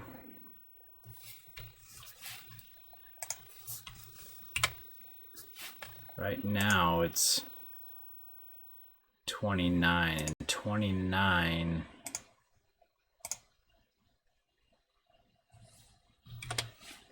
is like 1D.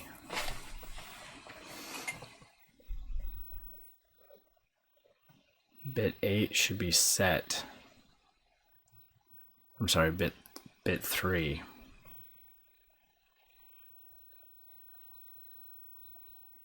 Maybe I want to add 16 instead of 8.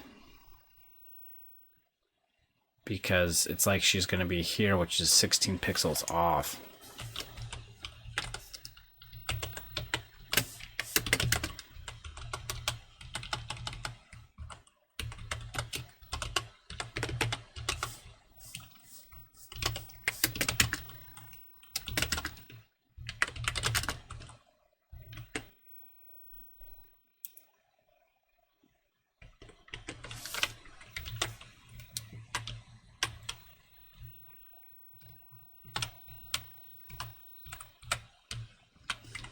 Why?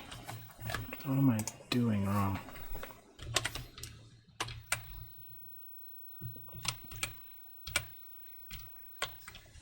I don't know if my check is any good.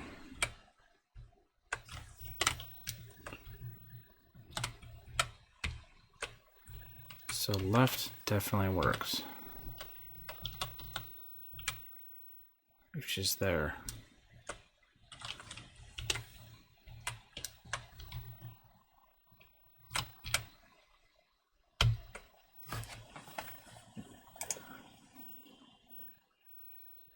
Oh, I didn't actually load ZoX. Oh, I have to work. I mean, I work for myself.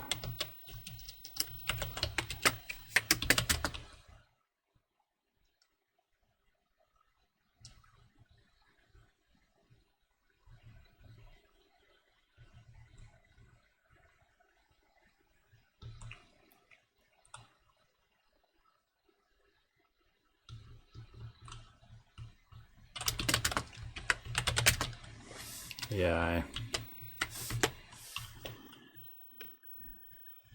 at this point I'm being stubborn, but I keep feeling like I should have this going. There we go.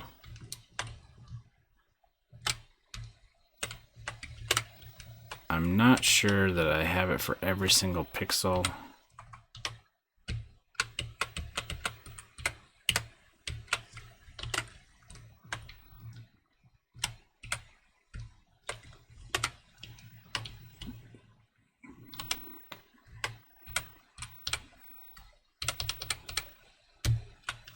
But it seems my threshold might be off by 1 pixel, I'm not sure.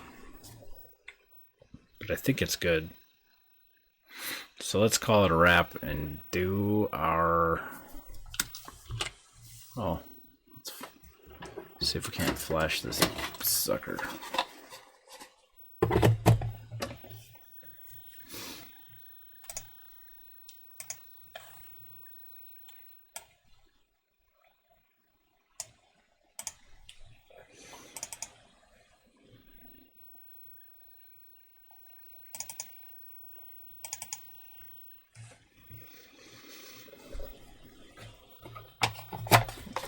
right.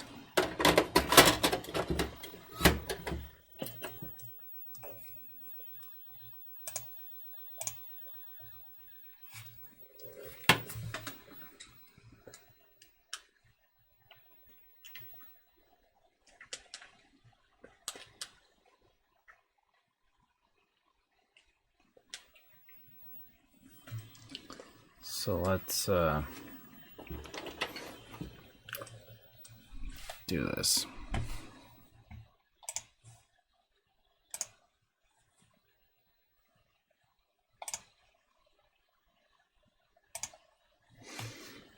Okay, so this is a recap of stream number 24, I think this is.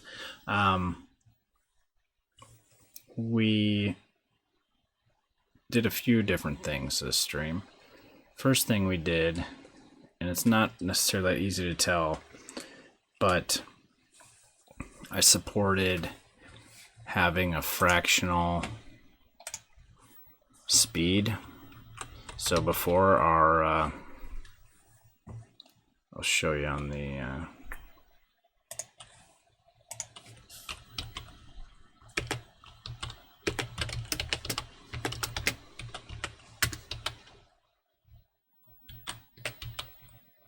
so we use the frame counter.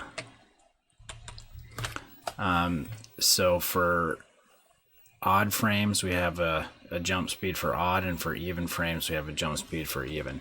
And we do the same thing for low. I'm sorry, for falling. So odd frames, her speed's 1, and even it's 2. So her Y speed when jumping or falling is approximately, well, it is 1.5, where before we could only do 1, and this is a lot closer. I measured the original game at 1.33, and we'll be about there if I do NTSC PAL compatibility with dropping every 6th frame. Will be like 1.25 or so. Anyway, the other thing we did is we rearranged. I wanted to get vines and ladders working, and the way the collision detection works, it's all based on the address or the number of the tile, and I have these different thresholds set up. So the current threshold, let's see a little better in GIMP, I guess. I set for this row here, the last 3 rows.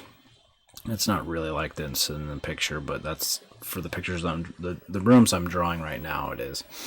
So these cracked drywall, those are passable, which you can see in my screen. The bricks are not passable, and the vines are also not passable, but I have another threshold here for things that cause damage.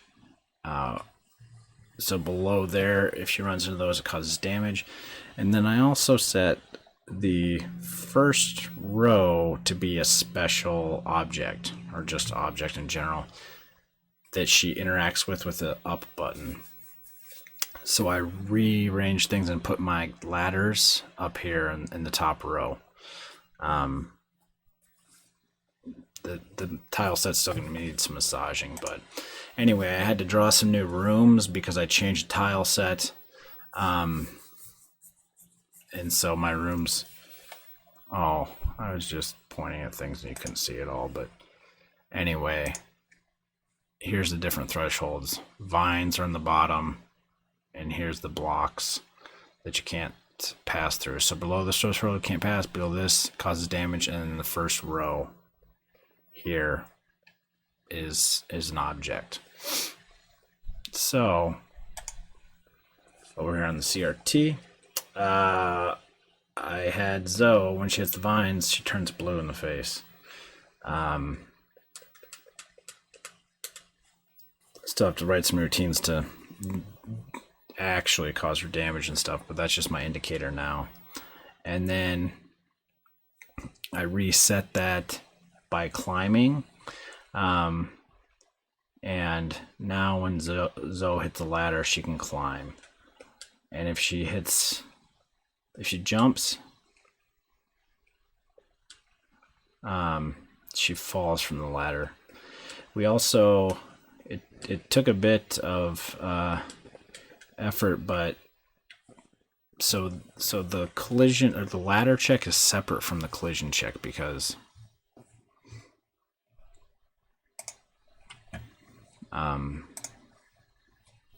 the places that we're checking and is completely different. So when we're done with the Y movement, then if the up is being pressed, we'll check for an object. So we make another collision detection check, and that registers 0 that we use to determine how many tiles we need to check. If it's 2 for Y or 3 for X, the variable, we'll set one of those bits. Well, if we set neither of those bits, the function's already written to only check 1, and that's what we're doing for the ladder. So Zoe has to mostly be in front of the ladder. She can't just be touching it on the edge. So I take her X position and I add half of her width for basically the center of her head. And when the collision detection comes back, it's only going to check one of those, that one tile, meta tile, or collision tile, like collision cell, I should call it.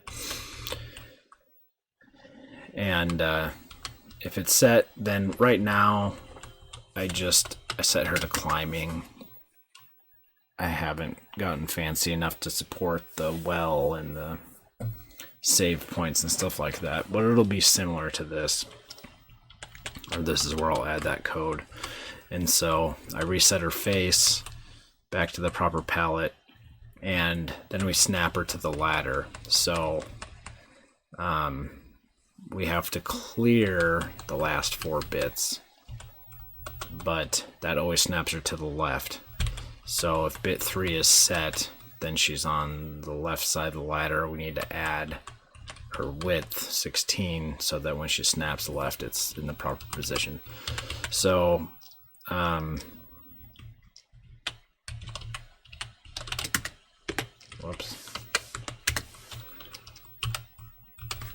our climbing logic is pretty basic right now.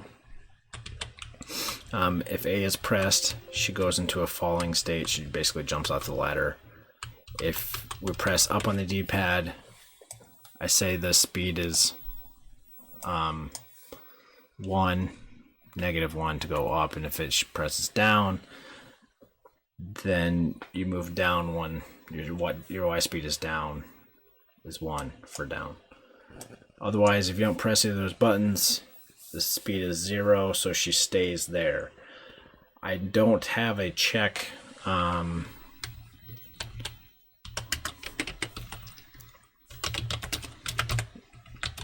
if climb off the ladder. Also,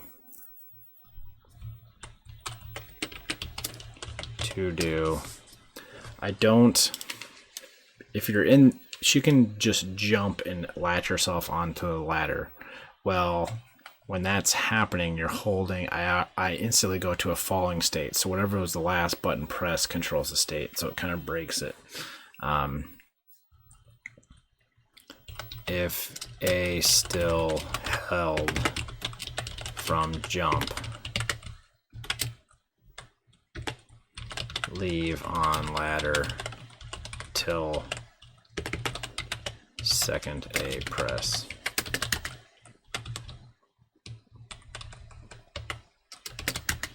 So that still needs to happen.